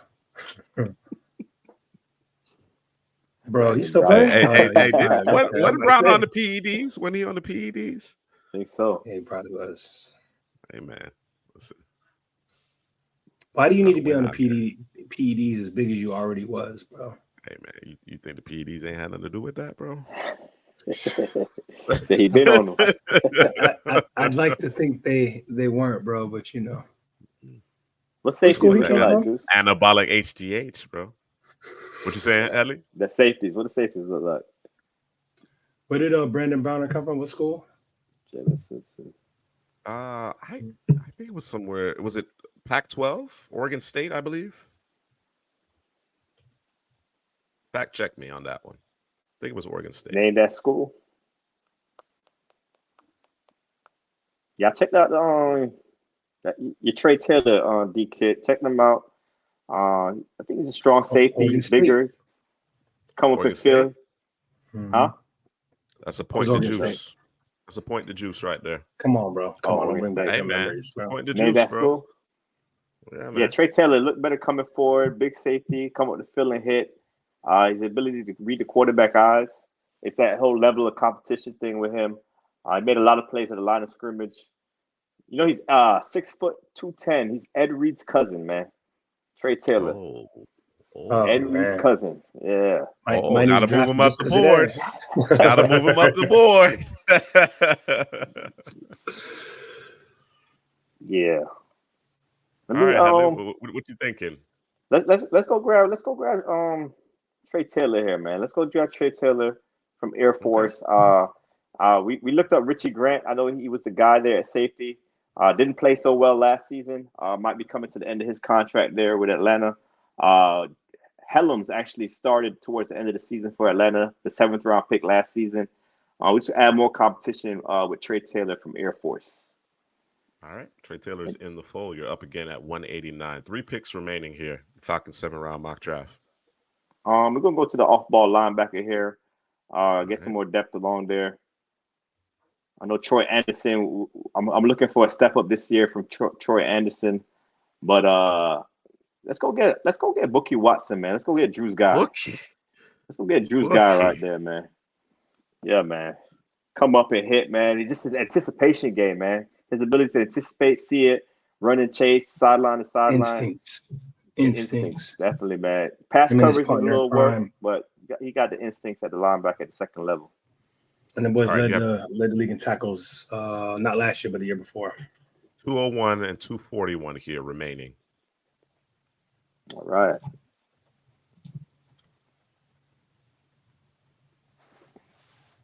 Right. It's you know what you gotta do right here, bro. What that? Go get you some big fast guys, bro. Get you a fast guy, get you a big guy, bro. It's ain't hard. You know what? Let's go get you know who's big, fast, can stretch the field? There's a wide receiver out there, man. UTS transfer, went to Ole Miss last season. Zachary Franklin, Ole Miss. I think he's a bit of a project, but you know, he can stretch the field. He's big. He's fast.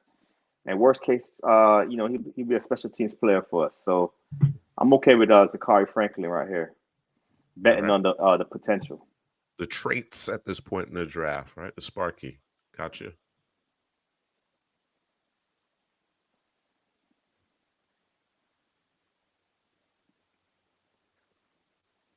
Man, this is the last pick here for Atlanta. Hadley's last selection here. Yeah, man. It's best player available time, man. I see my guy right there, man. You know my guy, bro. I know we got Bijan and Algier, but we need Cordero Patterson's replacement, man. So let's go get Rasheen Ali, man. I like him in the zone system, can catch the football. Yeah, that's who else you see out there, Juice? I was working through it here. A couple names. Layton Robinson, if you want to add a depth to that offensive line. There's Weaver, there's Kitten Oladapo, although you already addressed safety. Your boy, Jared Wiley, I know you don't really care for what he does in line. Doesn't really do anything in line. I like Jarius Monroe. He's going to be a guy that I'm going to be targeting later in these drafts as well. The tight end position.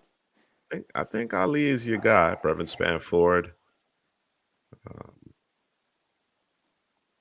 Like maybe a blocking tight end. Jordan there. Spanford? Thinking Spanford available? He is. Yeah, he's always gonna be there, bro. Always. Damn near Mr. Irrelevant out here. Based on that rank, he not even Mr. Irrelevant. He's undrafted. I don't know. Yeah, we need somebody in the run game. You know, Raheem Morris brought over Zach Robinson. They like to get their tight ends blocking. Yeah, let's go get Spanford with the last pick. You know, we got Pitts and John Smith, but you know, can never have enough tight ends nowadays, man. So we'll go get Spanford. All right, Brevin Spanford, the last selection here. We'll pick him up. Now he actually got picked the very next selection. Oh, did he? Yeah. All right. Ooh, those Fs. Ooh. Yeah, they don't know yet. What they talk about. They don't know. They don't know. All right, Headley. Here's your draft. But before you get into it, I'm gonna let Drew give his opinion, and then I want you to break it down in its totality. So, Drew, what are your thoughts? What are your thoughts on Headley's Falcons here? I mean, set aside your bias, your Tampa Bay, your pewter-colored glasses, and let's discuss the prospects selected here. So I was kind of going down it and was like checking. I checked Daniels. I love it. Robinson, love it. Malachi Corley, I love it. For where he got drafted. Dolis, you know how we feel about him. Javon Foster. Like, I'm trying to figure out a guy I didn't like, right? You know, and the guy I didn't like was Franklin, I think. But again, that's late in the draft. We're just taking a shot, trying to get some speed on the field. So I guess I gotta like it because that's what we'll figure out if he can be a guy for the team, right? If he can be a not necessarily a starter, but a major piece at some point for this football team. And then Headley talked me into Brevin Spanford. I like every pick here, man. I can understand every pick that's made. It makes sense to me. This team is on. This is one of the teams in the league that I think that's on the uptick. They just need a couple of players to put in some pieces. I think they got the right coach in line. And so you got your quarterback, you got your edge, because Headley been talking about edge in terms of Robinson. He can do some things. You can play some games, get cute up front. You got Malachi Corley, who's a weapon and a problem if the ball's in his hands. And then you got Brandon Dorlus, who's also you can get cute and play some games. So now you got two guys along that defensive line. And then you still have, Grady Jarrett, and still got Clayus Campbell over there, right? No, Clay's over there. Clay's So over there. Clayus is an unrestricted free agent, but Yeah. he hasn't hung it up yet, so he might be back. Okay. He might You be know, back. Yeah, or you Onyemata. get Onyemata. Onyemata. So that D line is serious. This is some serious work they did on the D line. And then Javon Foster, we can plug in. You know, obviously you said Matthew's not going to play forever. So, you know, and if you needed a sixth offensive lineman, you have him here. And if you need a seventh, you got Burgess playing front forward. So, you feel me? So let's run it. So, yeah, I like this a lot. I think the only thing that you may have lost out on, obviously, is the corner you actually wanted, right? But you got a consolation prize in Josh Newton, man. Just don't have him covering Xavier Worthy, and you'll be all right. Shouldn't be a problem if you don't have to match up against Xavier Worthy. All right, Hadley, let's talk about it. Let's talk about it, right? You were adamant. You were adamant on the first four selections in terms of, well, ultimately you wanted to trade up and acquire Caleb Williams. Didn't work out, right? The asking price was very, very steep. Ultimately, we ran out of shots, right? We ran out of bullets in terms of being able to make that trade. So on that next tier, your thoughts were Jaden Daniels, potentially Justin Fields there, even maybe Michael Penix. You get Jaden Daniels without having to actually give up any draft capital. In the second round, Darius Robinson falls to you. Hard pressed to pass it up. I think you had some decent offers on the board, but hard pressed to pass that up. We think he's going to go in the first round. Malachi Corley, we're big fans of his. I think you definitely need that skill set on the roster. Still looking for that guy to really stretch the field, but certainly Corley's a difference maker. Again, we've waxed before about Brandon Dorlus and all the versatility that he offers. He's not just a versatile guy. He's not just like a jack of all trades, kind of master of none type of guy. He actually is an excellent football player. Whatever he does it at a high level. Foster was part of the trade down. Again, you didn't necessarily get the corners you may have coveted, but Foster's a very intriguing prospect. I think he's going to develop into a quality starter in the league. Josh Newton's a guy that, listen, 3 months ago, we were substantially higher on. 2 months ago, we were substantially higher on. I think getting him here in the fifth round is great value. And then, of course, Trey Taylor, Nathaniel Watson, Franklin, and Span Ford rounds things out. So, Hadley, take me through it. Take me through, what you might have done differently, setting aside the corner aspect of things with Caleb Williams. Anything would you have done differently? I think the corner thing was the big thing right there. Jarvis Brownlee and Max Melton was on the board. I have higher grades on those two guys. But the consolation prize is not a bad one because I feel Josh Newton plays the outside corner probably better than a Max Melton and a Brownlee.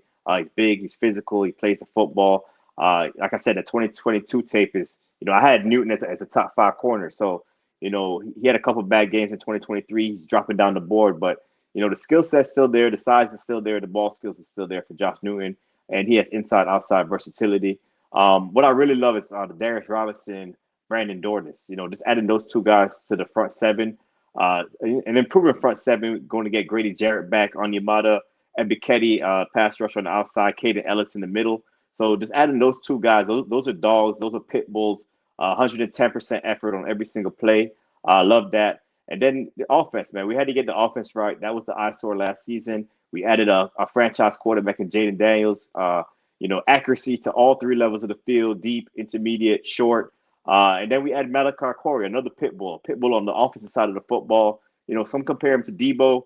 I think the route running needs to improve if he wants, that comparison. But at the Senior Bowl, the routes were decent. It wasn't as terrible as I was expecting. He ran some good routes. Moving up my draft board because of that performance at the Senior Bowl. So you added Daniels with a Drake London, Corley, Kyle Pitts, and now we just need that receiver over the top. I think free agency, it'll be some guys there to acquire. So I think the offense is right because the offensive line is pretty solid. We got our starters, but also the Javon Foster pick in the 4th round. Our swing tackle there, and the eventual Jake Matthews replacement. Man, we could. He's a guy that needs a little more polishing. So he could sit, for a year or two until he's ready, and he'll be a plug-and-play guy then. And then the end of the draft was just, some physical guys that I liked at the end of the draft with Trey Taylor, Bookie Watson, And who's after Zachary Franklin and Brevin Spanford? You know, some guys that's physical could bring some power to our team. I think with this new coaching with Zach Robinson there, a lot of running the football. The tight end is going to be asked to block a lot. So with Kyle Pitts on the roster, I just want to add more of a physical tight end.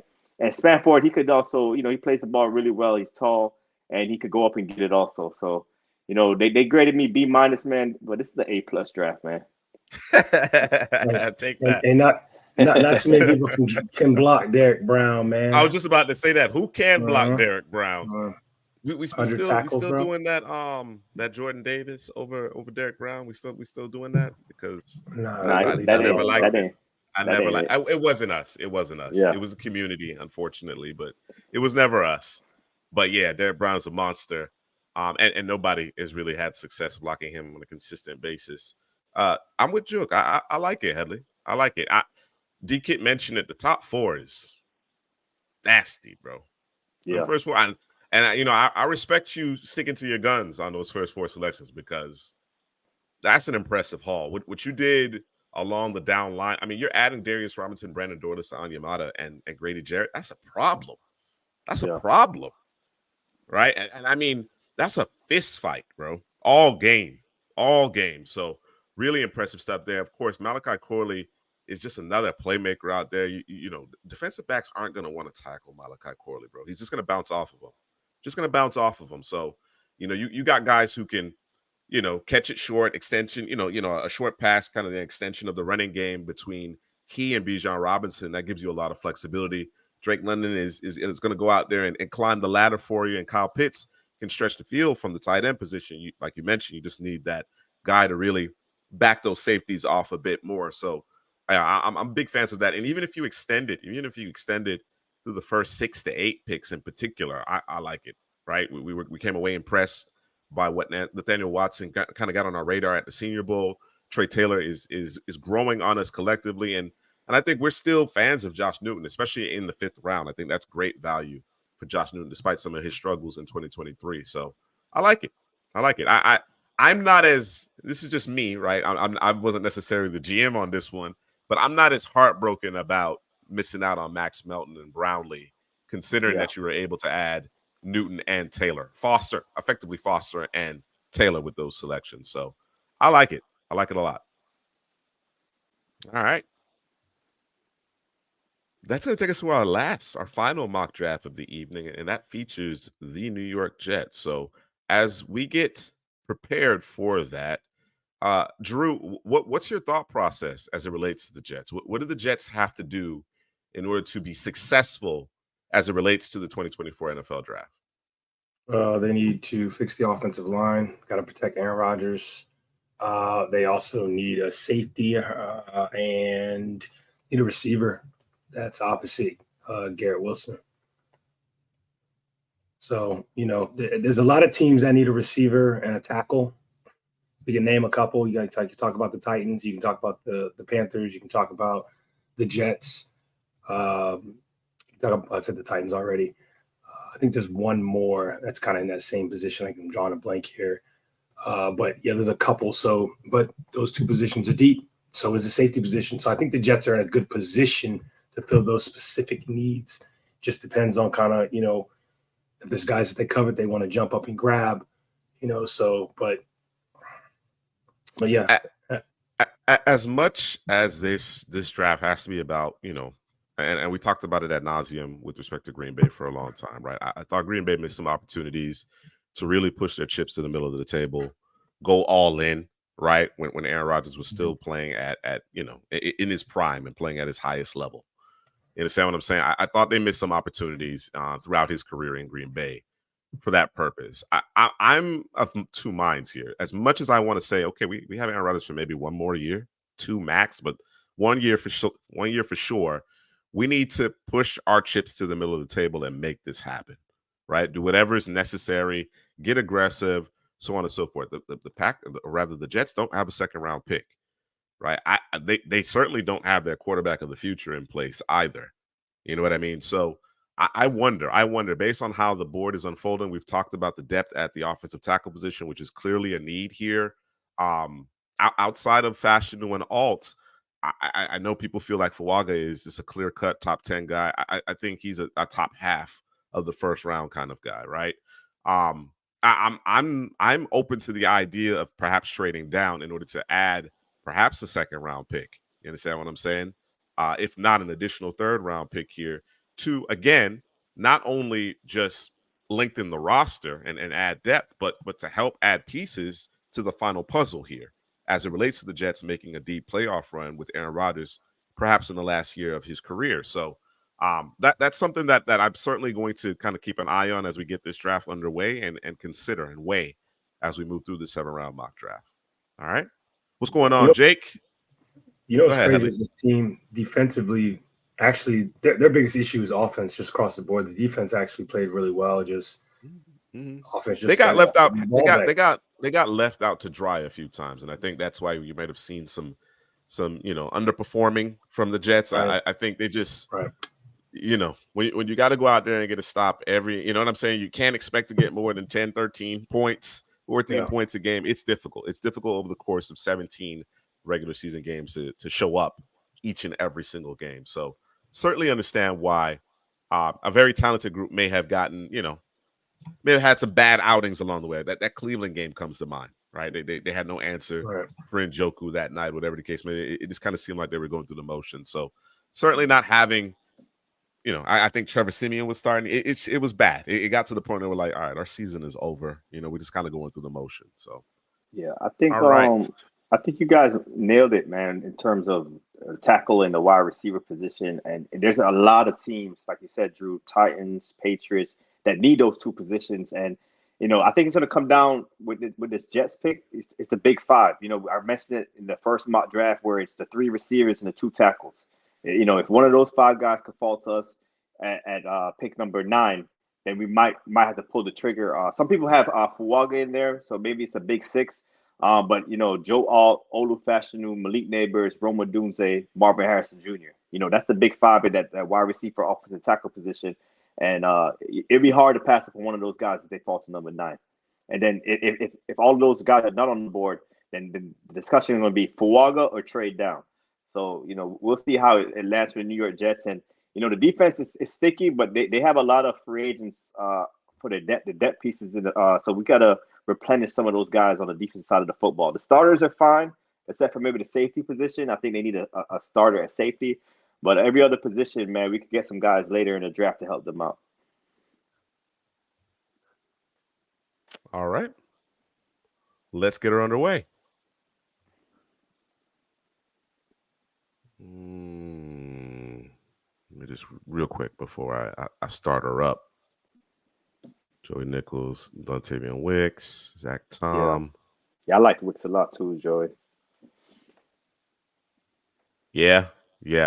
He might be, Jake, and if he is, that's the pick. I don't really think there's a discussion necessarily for a trade down there. Yeah, I'm not. I think there's a tier break.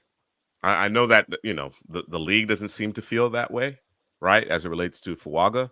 In fact, many have Fuaga over Olu Fashanu, but I think there's a tier break after Alt and Fashanu. Yeah, it's definitely a tier break. I definitely agree with that. But how they're speaking, you hear DJ and these guys talk about it. It's not even a tier break. It's like 4 or 5 guys that they think are kind of bunched up. I think everyone thinks Joe Alt's the number 1 guy, but then after that, Olu, Fuaga, JC Latham, maybe Mims. They got them all in that second tier.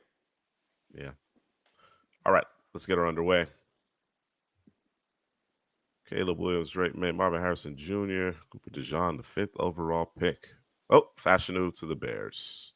Oh, all right. So here is that question, right?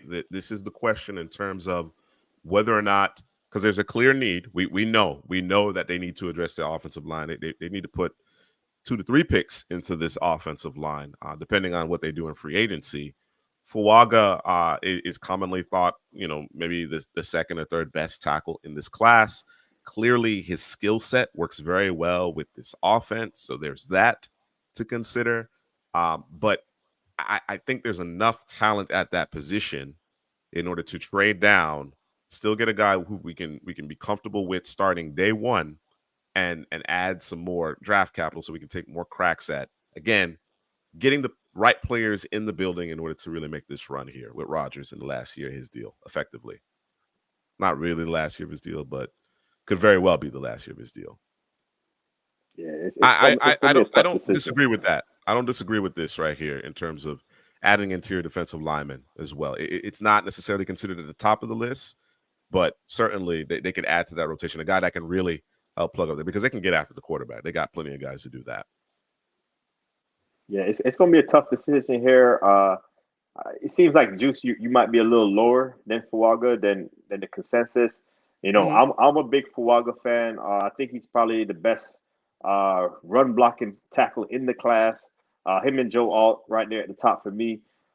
He's athletic. You see it, man. Y'all were up close and personal with him at the Senior Bowl. You see he dominated at the Senior Bowl.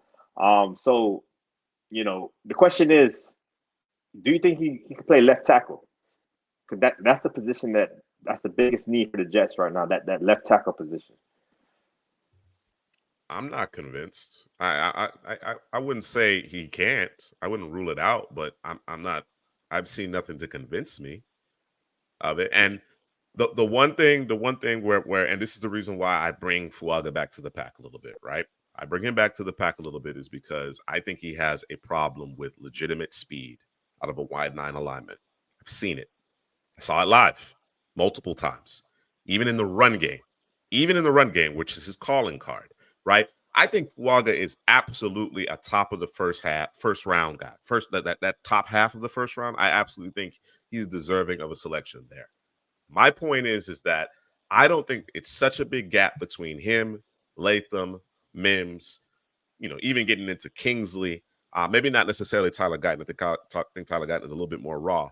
But I think there's a good 3 tackles that I'm in my rankings, in my personal rankings, I have them a little bit closer to than the consensus. So it really is a question about whether or not you're willing to add the draft capital. If you're willing to potentially miss out on Fuaga and Fautano. Thank you, D-Kid. I completely forgot about Fautano. I'm huge on him as well. Yeah, and he's right? a guy that can play the left tackle. On our board, we actually have Fautano over Fuaga, by the way. I don't know if we plan on changing that, but we do. That was a Drew decision right there. That was Drew. But yeah, I get it, man. I get it with the Fuaga. He definitely has some issues in the pass game. You say you see it in the run game also with speed. He just fits the scheme so well. Like you talk about a guy like J.C. Latham, he's not really a great fit in this Jets zone scheme. Sure. So he might not be on the board for the Jets. So you know, I think Fautano is probably the best okay. bet. Yeah, I'm okay with Fautano and even maybe Amarius Mims. I'll be okay with him also.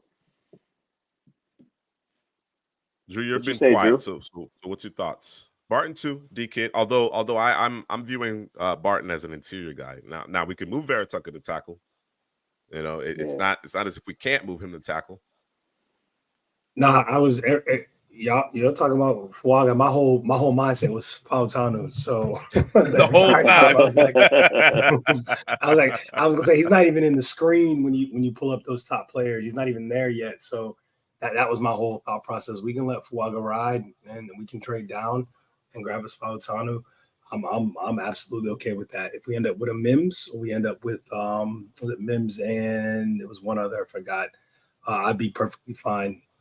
You know, so I'm okay with trading. Again, they're all kind of in that same. Again, Fautano's. I think to me, it's Olu, Alt, tier break, Fautano, tier break, and then it's the next like 5 guys. So it's kind of how I have. All right. Must not let somebody else. Ajuk has a good comp here. It's a lot like AVT. Vera Tucker. Yeah, both guys are versatile. Vera Tucker could play all over the offensive line. You know what, Joey? We didn't mention it, but JPJ, if we're willing to move Tucker, kick him out to tackle. JPJ. Yeah, they do got to need a center too. That might be the move, bro, right there. I like JPJ there. Well, they have Tippmann. So the question is, are you going to play Tippmann at guard or not? The thing is that Powell Johnson can play guard. You'd be he fine can play at guard. also. So we'll figure it out. So I think we have a lot of flexibility here. I think we have a lot of flexibility here. I get the hand and glove fit as it relates to the scheme and Fuaga. I certainly understand that. I just think this team needs to add some additional day 2 draft capital in my mind. So trade back. Let's trade back then. Yep. Nope. Tippmann remains at center. If we go Powers Johnson, he's going to play guard for us. Yeah, I thought they have Tippmann at right guard on this depth chart I'm watching. So yeah, he could play center or guard. So and JPJ could do the same as well. Ooh. I might leave Tippmann at guard and just put JPJ Powers Johnson center. at the center. Yeah, I think that's the better play there. Let him run the show from the pivot.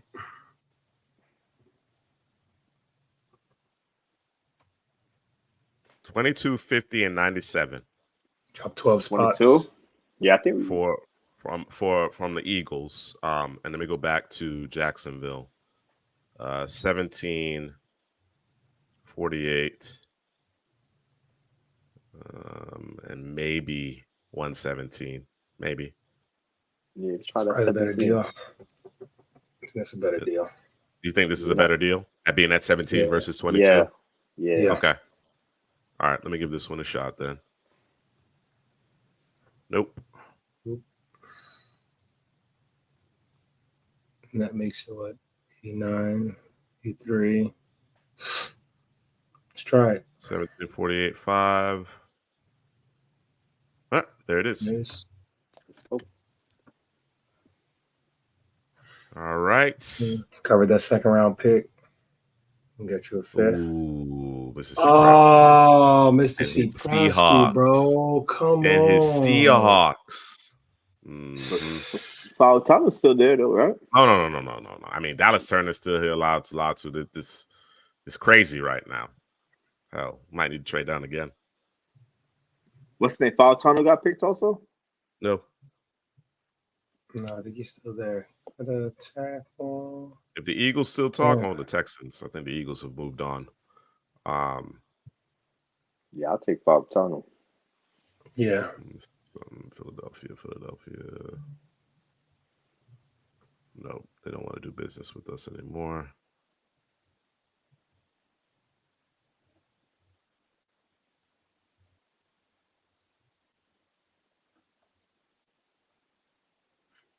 You're gonna drop $6. You probably lose Fautano if you do that. But Mims might still be being there. risky. You being risky, bro. Yeah, I don't know. I don't know that I do that, bro. Are you okay with the next guy after Fautano? It might be Mims, but Mims might be gone too. What if you lose both of them? Yeah. So okay. All right. So you got Fautano, you got Mims if you go the tackle route. Got Graham Barton. If we want to kick Vera Tucker out, play our guard. We can do Graham Barton. We kick Vera Tucker to where? Tackle. Yeah, but we need another tackle though. Vera Tucker's our only tackle. I understand. Yeah. Are you thinking in terms of Vera Tucker playing tackle for us? Yeah. Regardless. Oh, okay. Yeah. I hear what you're saying. We need at least. Listen, y'all tell me what you want to do. I'm willing to gamble and trade down again. I think I'm there not is. willing to do that. Drew's not willing to do it. Drew, because all of a sudden he's scared now. No, bro. Because I'm looking at this. You have the Bengals, you have the Steelers, you have the Dolphins. All of them. I'm with you. One offensive lineman. That's 3 picks. You're right. That can be all 3 of the picks we talking about. Gone. You're absolutely now right. we sitting here looking crazy. And now we like, you feel me? Somebody's gonna take Latham. Somebody's gonna take Mims. You know Somebody might take Fautano. I mean, yeah, it's a possibility. And then if you grab Graham Barton, now you still have to get you a tackle. You still need a tackle. Yeah. But there's still tackles available. Yeah, you playing with fire, bro. Nah, I ain't doing it, bro. The kid said, "Scare money, bro. Scare money."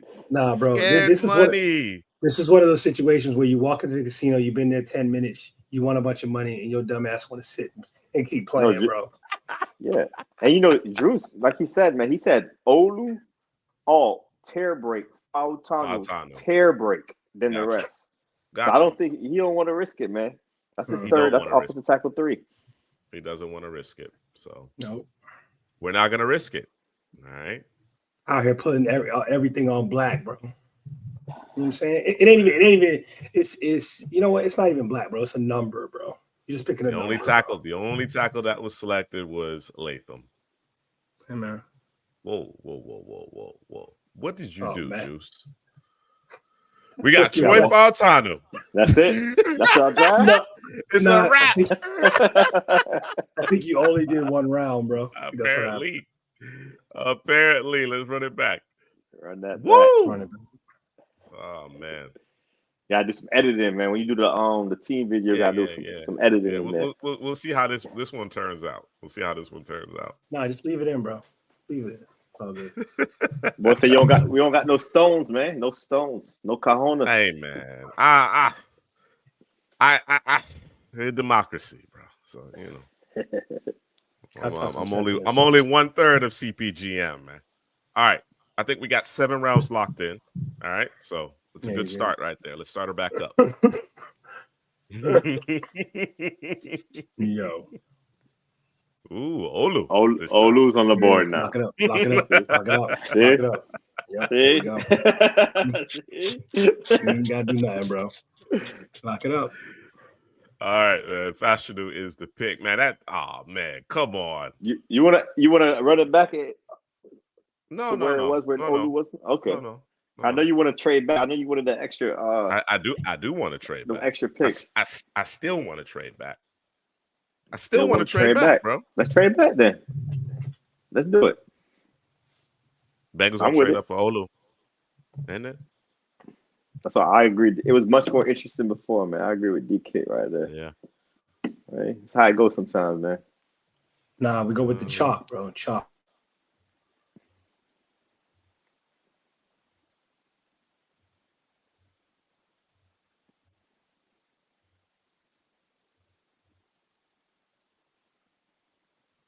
All right, we're gonna run it one more time. Let's keep the same scenario alive. Mm-hmm. You gotta let the viewers know that, man. They traded up for Byron Murphy, bro. Murphy. I seen DJ kind of moved him down a little bit. Fuaga. So the Bengals trade up for Fuaga. Fashanu goes to 15, interestingly enough. Jackson Powers Johnson is available this time. What you want to do, Drew? Drew? Yeah, Drew. Fautanu, yeah, Drew. It's on you right here. What you want to do, Drew?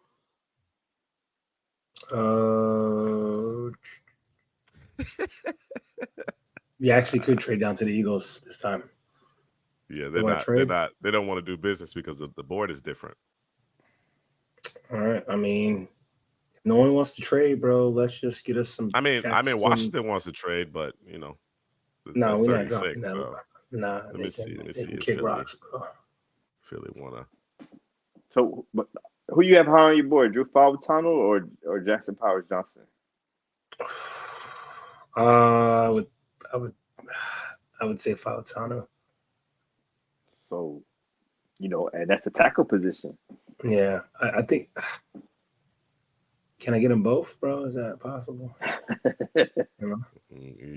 I mean, we were talking about pushing our chips to the middle of the table. We would have to give up some significant draft capital, both this year and next year, in order to make that happen. I would imagine. So if we drafted Powers Johnson, I think he's going to go next, and then tried to trade up and get Fautanu, that's not a possibility. I mean, it's possible. I just don't know. I don't know how. I say it's possible. I don't know.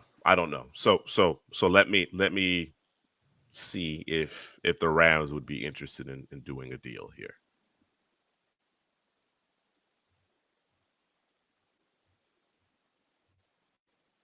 You got the first from next year. I know that I do. I know. Then that's what it's going to take.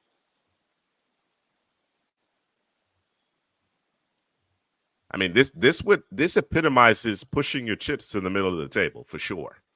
It absolutely does epitomize that. Yeah. The only issue with this, I don't think you do it because the only I issue don't is wanna that give it's it not the like first. you don't have a quarterback of the future for the team, so you kind of No, you don't. You know what I mean? So no. You got to lock Rodgers in or ride Zach Wilson out.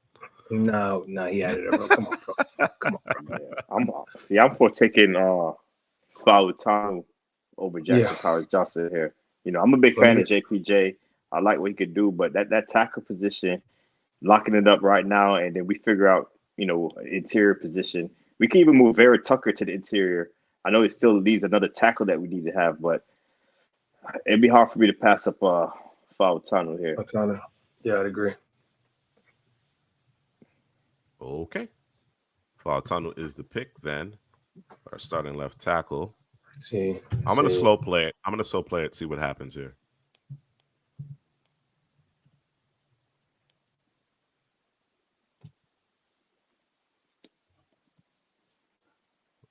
Latham to the Rams. I mean, the Steelers got to pick JPJ right here, right? Yeah, or the Dolphins. He going in the next two picks.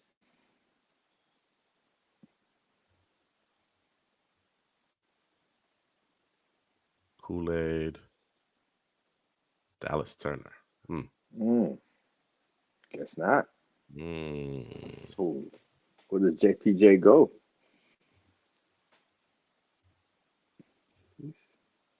Trade up.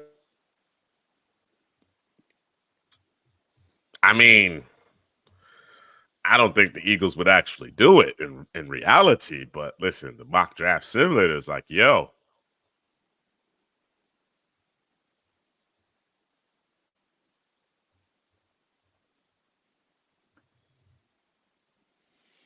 Rubbing your hand, that Birdman. You got that Birdman going on. What you saying, Drew? Let me take a look. Hold on. Let me see what you got.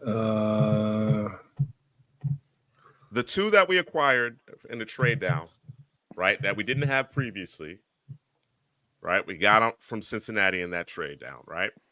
And we'd be offering the 2 and the 3 next year. Let me see if they'll take the 4. No. They said, hell no. All right, and we got a pair of, I believe, 5th-round selection, compensatory picks in the 5th round to garner. Again, and these are 2 first-round picks, bro. I'm good with it.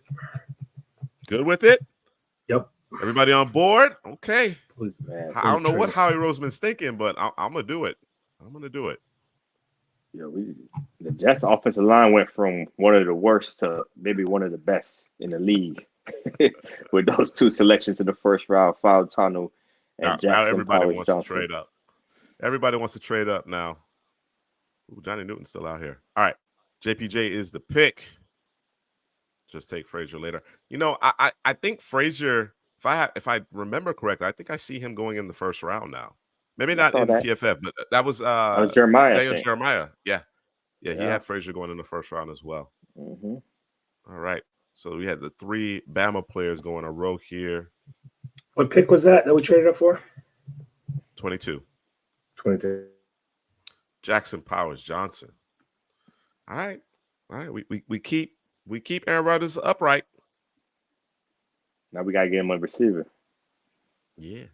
We gotta wait a bit though. Let me speed it up. Yeah. Yeah, I like Frazier tape a lot. When I watched him, man, versatility. Like you say, he's a 4-time state wrestling champ. I just love his leverage. You know, he gets there at the right angles. Low man usually wins, and he's nasty also. So I like Zach Frazier a lot. I didn't expect him to be in the first round conversation when I watched the tape, but I get it, man. I think he's more of a day 2 guy, but interior offensive line usually goes earlier than a lot of people expect. So I wouldn't be surprised if he goes at the end of the first round. Yeah, and in this particular mock draft, we would have had to trade up for him anyway because he goes 38 overall to the Titans, which is obviously a need for them. D-Kid, you got Darius Robinson in the 2nd round. Well, there you go. Jake, you got Chop Robinson.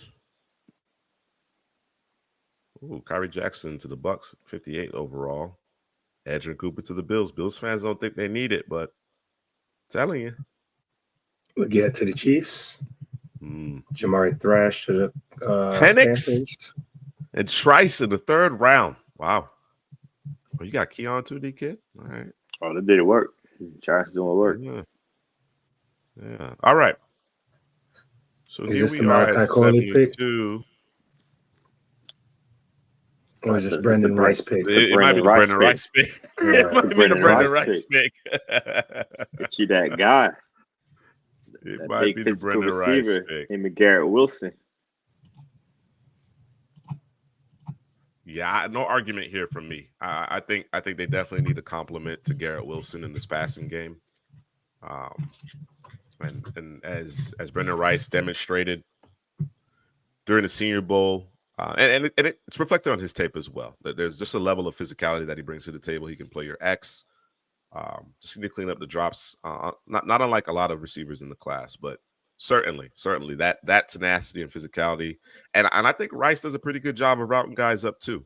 He's got to understand when to actually leverage the physicality and be a route runner, though. He needs to just kind of pick his spots. He got a good release, Yeah. But once he gets that initial separation, like you said, just rounding his routes up, you got to improve upon that and catching the football as well. So that's 2 things you got to improve upon.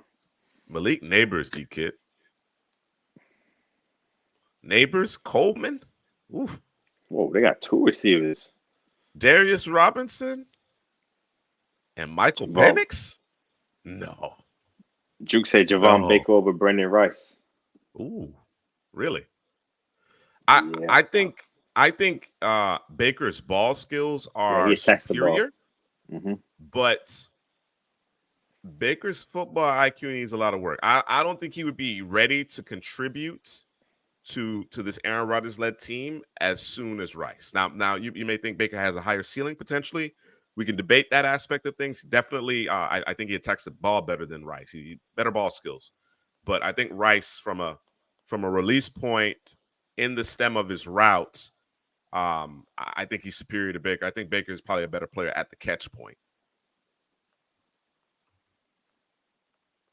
Yeah, G-Kid. Now that's one for the ages right there. So, Drew, just want to get your thoughts here on this particular pick. Are you good with Brendan Rice?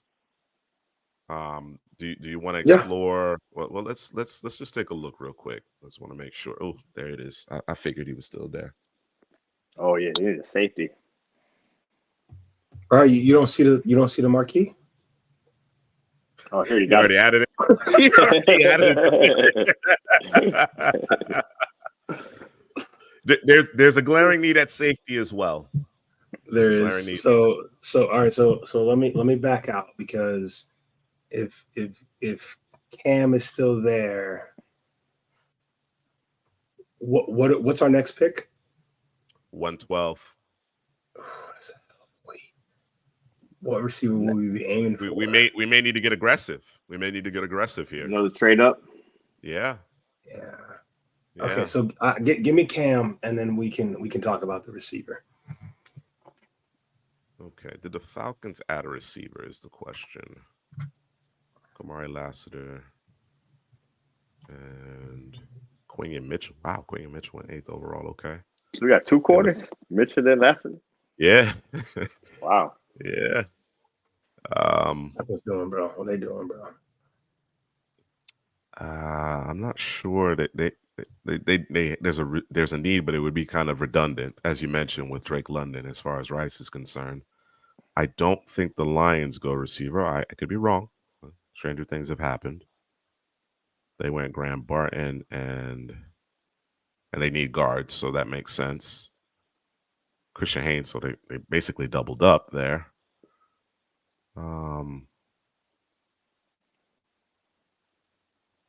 Bears need a receiver. Yeah, they do. Let's see what the Bears did here. Just taking a quick inventory. They went Brock Bowers. All right. They don't have a 2nd-round pick. So there's a need there. And the Broncos need a receiver as well. Let me see what. You're going to go receiver before safety? Not necessarily. I just want to see what it's going to cost us to Move up. move up. Yeah, hell no. They're not interested. Let's go to Atlanta, see if they're.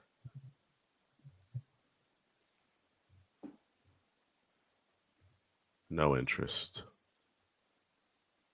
5.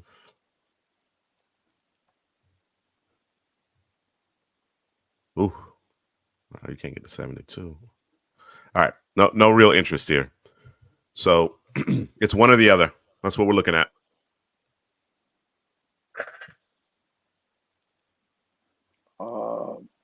Safeties. They don't have a safety on the roster. Tony Adams, I think, is the only safety on their roster. Yeah, I think safety is the bigger need. All right, let's go Cam. I think Cam is higher on our consensus or our draft board as well. Yeah. So everything kind of meets. Everything kind of meets there. And I think on this defense, Cam's going to turn the football over because the pass rush is going to be bearing down on the opposing quarterbacks. Reed and Sauce Gardner obviously going to challenge the receivers on the boundary. So there's going to be opportunities for Cam to make plays for sure. All right. That's a perfect landing spot. Let's see what we got here. Falcons. Brandon Rice to the Falcons. Dorless, Booker, Brooks to the Broncos. Interesting. Malachi Corley, Mississippi Prasky, and Mahogany are your third-round selections. What did Green Bay do? Blake Corum, Jake. Green Bay, as well as Cedric Van Pran. All right. Ooh, Leonard Taylor just went right in front of us there. Okay. All right. Looks like the Colts want to trade up. I don't know if we're doing any business with the Colts. What we see, there goes Javon Baker right there. They were just talking about Brandon Rice versus Javon Baker. Listen, Baker fell to us. At this point, I'm all for Javon Baker at this point. There's Cornelius Washington, Malik Washington as well. Some juice. Yeah. I'm all for it. Let me see. We got 2 picks. Another pick coming up. Let's map that out before we make the Baker pick. Sure. Pick what? 116. We got a lot of picks, by the way. We got a lot of picks. Those trades netted a lot of picks. You told me DJ Reed was on his last year. Mm-hmm. They might need a corner. You got Melton. Bryce Hall's a free agent also. Yeah, I like a Max Melton. They can use a big guy up front. Somebody next to Quentin Williams. Yeah. I think that's a need for them as well. Ooh, McKinley fits the bill. Yeah. I like Tyler Davis too. I like Christian Boyd. I like Christian Boyd. I've been watching some tape on him recently. Yeah, he's nice. Okay, so it seems like we have some options there. Yeah. Our next 3 selections are 112, 116, 144. Yeah. I'll go grab the receiver right here. Prioritize the receiver, and then we come back and make a decision on either the corner or the D tackle here. Yeah.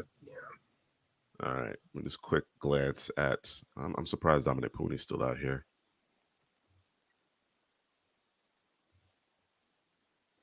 All right. So we get the aforementioned Javon Baker. Max Melton to the Raiders. Pooney, I mentioned Tyke Smith. Right on cue there. Right. I think that may push us Kalen towards. Carson Well, if we want a big guy up front, we got the McKinley Jackson, Christian Boyd. Yeah. McKinley and Boyd. Which one you prefer? Guys. Man, McKinley's been the guy, I've seen, and he does work in a run game. But Christian Boyd, man, got a really good power profile. Gets under the O-line's pads and drives them to the quarterback. I like how he leads with his hands to stack and shed. He's really tough to block, man. He got moves, man. Rip, push and pull, swim moves on the interior. I think he could be a one tech right next to Quentin Williams. Yeah, you want to do something? We could do something different, man. I know we selected McKinley before in other mocks, man. I think What other team we took McKinley with? the I Chiefs. don't recall taking. Oh, not in the 7th round mock draft. I'm Not in talking the about. 7th round. Yeah, I think we drafted him for the Chiefs one in one of those drafts to replace Chris Jones. Where's your head at here, Drew? I don't know. Headley kind of convinced me on Boyd, bro. I mean, when a man played the one technique right next to he talks you into it. Yeah, talks you into it. Hit me with the profile. So what's the determining factor here, right? What's the determining factor? Why would you go over Jackson with Boyd? So Headley saying he can play the one technique, bro. McKinley can too. Yeah. McKinley. So yeah, that doesn't move the needle. So what think? What moves the needle? They're similar. So hold on. I'm gonna tell you what moves the needle. Give me a second. Let me listen. I'm going the wrong direction here. Hold on. I think their age. I think Boyd. Nah. Yeah, check the age. I think Boyd hands are better. I think his hands are better. Hand technique, different assortment of moves.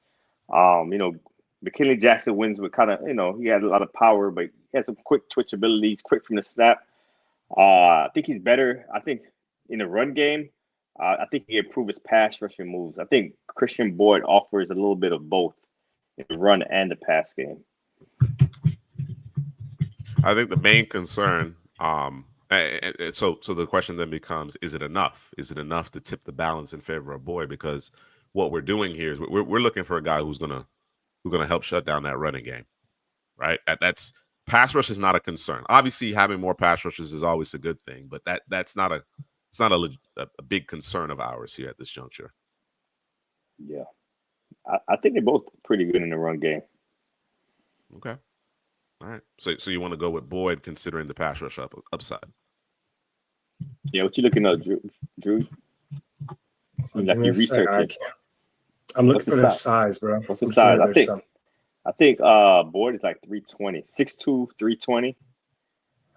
Yeah, your boy's bigger though. McKinley. Yeah, I mean, and these are he's 6'1.5" and he's 331. More meat.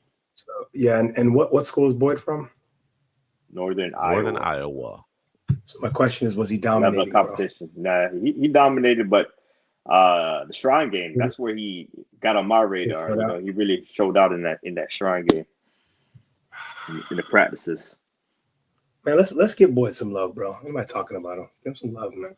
All right, let's do it, bro. Let's do it. Christian Boyd is the pick. There we go. All right. But Tyler Davis still out there. Let's go back to the cornerback position. Shao Smith-Wade, Nehemiah Pritchett. Yeah, he's kind of got dogged on a little bit. Smith-Wade at that first Senior Bowl day practices, but he got better each day. He did. Very feisty, plays the ball well. Corner is a need with DJ Reed on his last year of his contract. I like the way he competed it. I like the way he competed, right? He took his fair share of L's in the one-on-one, but I think in terms of him being in phase, he was generally in phase more often than not. And as you mentioned, Headley, he got better throughout the week of practices. So you don't throw the baby out with the bathwater, right? The film suggests that there's a quality player there. I think at this juncture in the draft, 5th round, we're not expecting him to be an immediate starter, contribute in the sub package of special teams. I kind of like it. Let's take a look around elsewhere as well. Tight end is another position where they can improve upon. Here's the thing about the tight end position, and I think it's an area that they can stand to improve upon. I don't know if Jeremy Ruckert's still on this roster. Anyway, Ruckert's still there.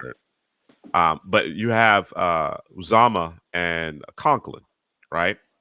And while they both can contribute in the passing game, they're not necessarily world beaters from that regard. The thing about it is that they have proven track records in line, particularly Conklin. You understand what I'm saying?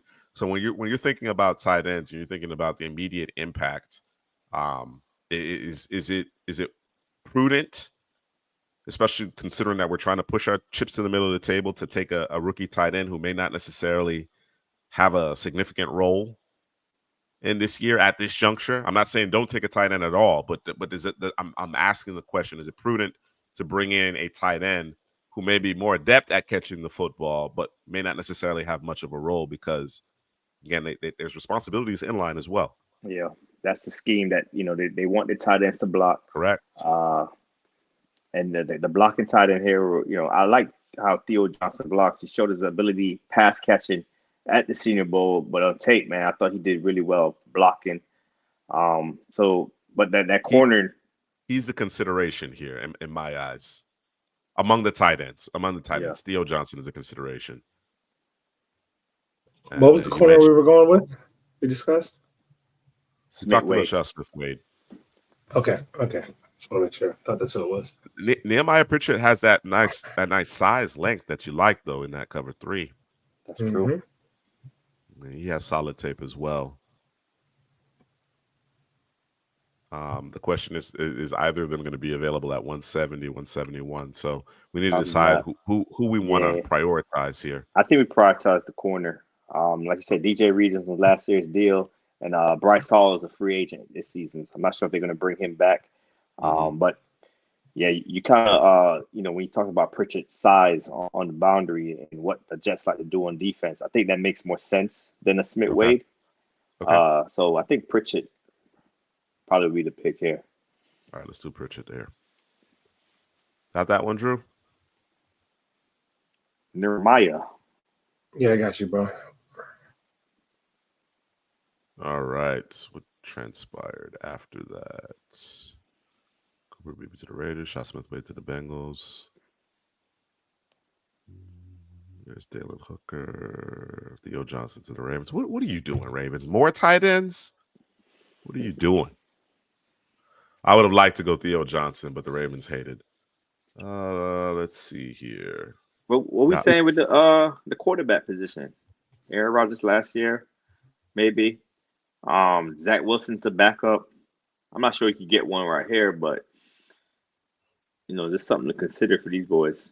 I think it is a consideration. But it's tough. It's tough. It kind of has to fall the right way because again, we're trying to put ourselves in position to really make a run at it this year, right? And we even leveraged some of our draft capital, a decent portion of effectively our day 2. Let me put it that way. Our day 2 from 2025 in order to ensure that this offensive line is going to be situated and can protect Aaron Rodgers for the long haul, right? And of course, you know what that means for Breece Hall in the backfield. Of course, Breece Hall was doing things even with the shoddy offensive line as he gets more and more healthy. So excited about what he's going to do in 2024 as well. So as much as I'd like to kind of, have an eye to the future, it's difficult. It's difficult to add the receiver that you need, right? To then make sure that the offensive line is addressed. Get that safety because you don't necessarily have one under contract. It's how you prioritize things ultimately. Yeah. But I get it. The good news is that we were able to hold on to our first round pick next year. That's good news. Yeah. Speaking of safety, a late first round pick. We might need another safety. Like I said, Kitchens is pretty much the only guy we had that we drafted earlier. I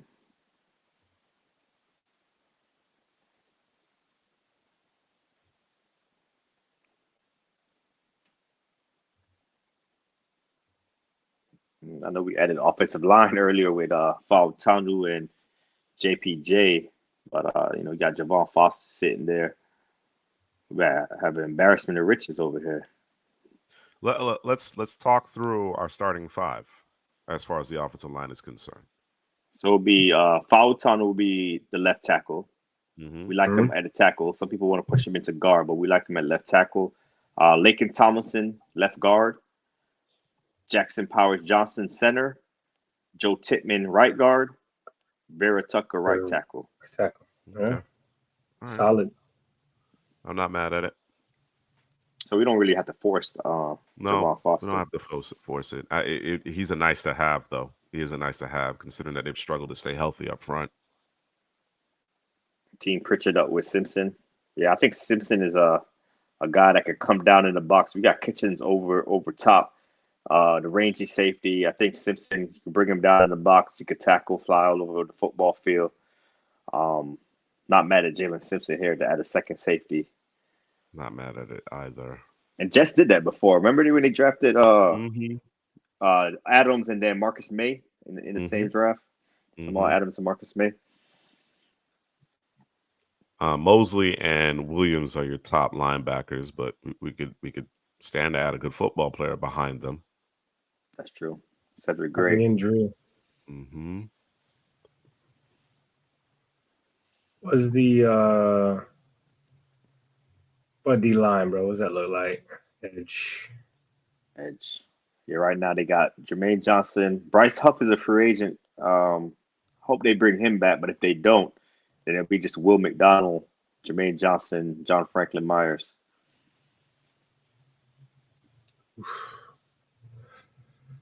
Okay, so that's a need that we can grab that later. Yeah, we still have 7 selections, believe it or not. Wow. Yeah. That's great. You got to get the drafting, bro. Yeah, I think we just need to draft good football players here. Do we want to prioritize Simpson? Wait on Simpson. I really like these 2 players at the top here. Yeah, what is Simpson rated? Simpson is 180, if I'm not mistaken. Yeah.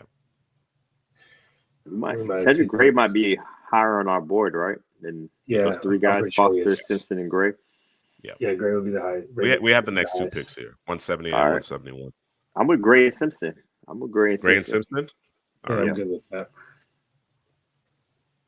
Gray, and then we'll grab Simpson.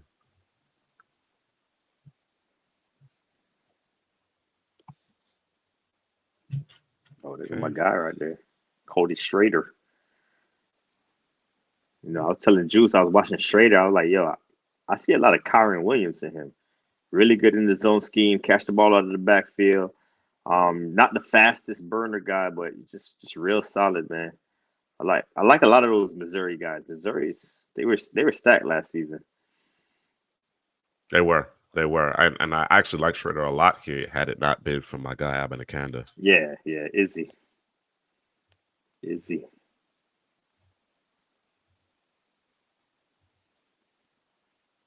But best player available might call for it. Yeah, Rosengarten. I think Rosengarten would be a decent swing tackle. We don't have to do it right here. See if he's available later, but I think he would be a decent option here. Want to add another corner? The D line is our guy Keith Randolph. You can add Gabe Hall later. Hall. Mm-hmm. That edge we mentioned. Yeah, Jalen Harold, man. Like I wasn't really high on him. Watching him at Michigan, I was like, he's okay, but I thought the Senior Bowl, he did some good stuff out there. He's beating tackles that probably going in the first or second round. So he jumped out to me at the Senior Bowl. I'm not opposed to adding him here. Jook, man, you got to talk to D Kit, man. Rosengarten, I think at this point in the draft, come on, man, come on. I'll bet on the traits. I'll bet on the traits at this point in the draft. He's a really good athlete. I think you have to get him now. If we pass upon him, I don't know if he'd be there with our next pick. If you want Rosengarten. I don't have to have Rosengarten. If you would rather add pass rusher Harrell to that rotation, I'm okay with that. All right, let's go grab Harrell then. Yeah, I prefer Harrell, if you don't mind. I'm okay with it. Rosengarten to the Rams. It's a good fit.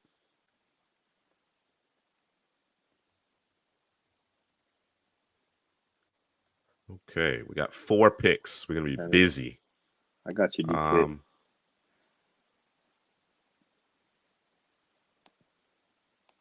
Jalen Ford's intriguing in this defense.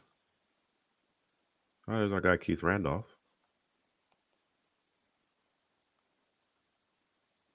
There's a Tagovailoa there. I definitely think we should take a shot on a quarterback just to have one. See what works out. Yeah, at this point, I'm all for it. I'm all for it. I actually like Jordan Whittington here. Yeah, I seen DK mention him, and I remember you I like guys, Whittington. Juice. It was you, Juice, that Mhm. we were talking really high on Whittington. Mhm. That they got Worthy and they transferred When Mitchell over there. transferred in, yeah, he took a back seat, but he's real I physical, like Whittington. slot receiver. I think he's like Yeah. a bigger slot guy and short hands. So run after the catchability, he has that also in his arsenal. Let's go with Whittington right here. Big slot. Yep. Oh, I got Keith Randolph with 2 picks later. 8. And the Tagovailoa guy going.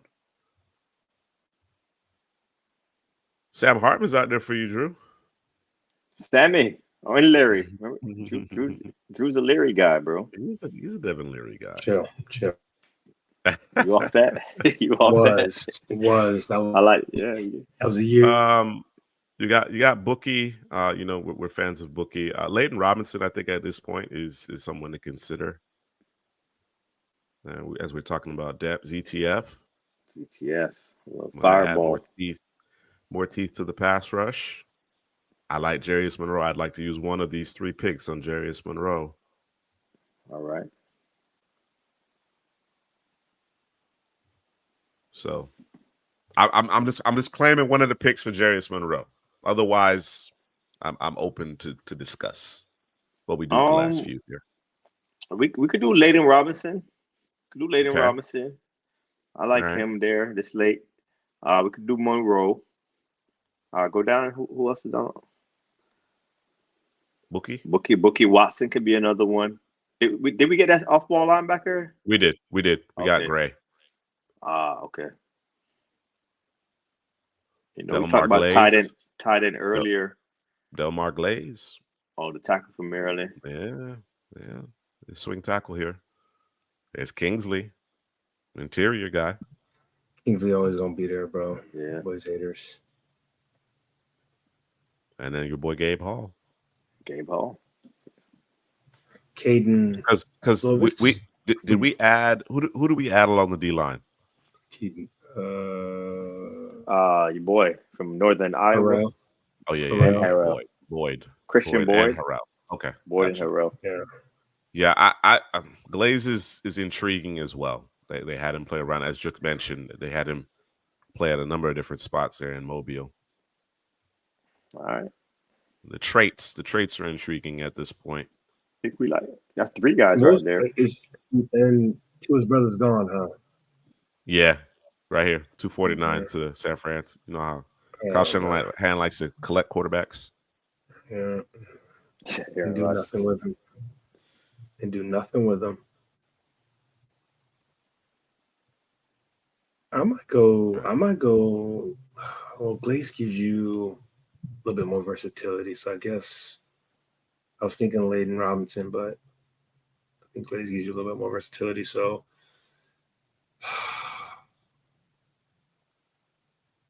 let's go Glaze. I'm down with Glaze, ZTF, and Monroe. Yeah, Monroe. So you want to add another edge? There. Want to add another edge here? Yeah, man. Can never have too many, can you? No, I guess not.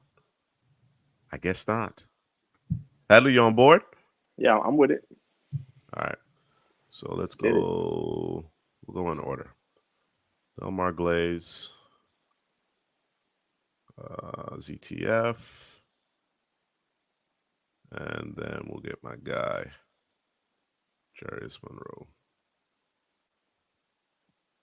Ooh. We did 2 mock drafts for the Jets, man. 3. That was 3, all those damn picks. All right.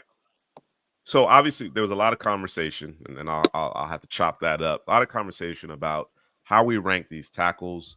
Again, Fuaga is perhaps an ideal fit for right tackle here in New York, but I think there's so many tackles in that around that area. Drew and I actually are higher on Fautanu, particularly for his pass pro, in terms of how he deals with the really athletic edge rushers. So we trade down, and we net some decent draft capital here. We picked up a 2nd-round pick as well as a 4th-round selection. Get Troy Fautanu at 18, but Jackson Powers Johnson was kind of languishing out there, right? So we called Howie Roseman, and I'm not sure if Howie had a cocktail or whatever the case may be, but he gave up the 22nd. You gotta pause that, bro. That's what we're gonna call it.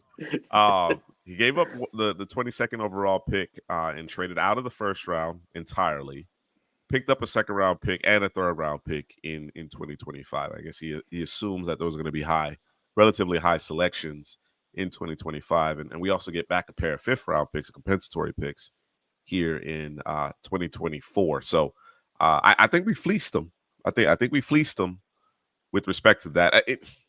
On the surface, right? Because again, those day 2 picks could turn out to be starters in their own right. So, but it gave us the opportunity to actually select Jackson Powers Johnson. So there will be no argument here.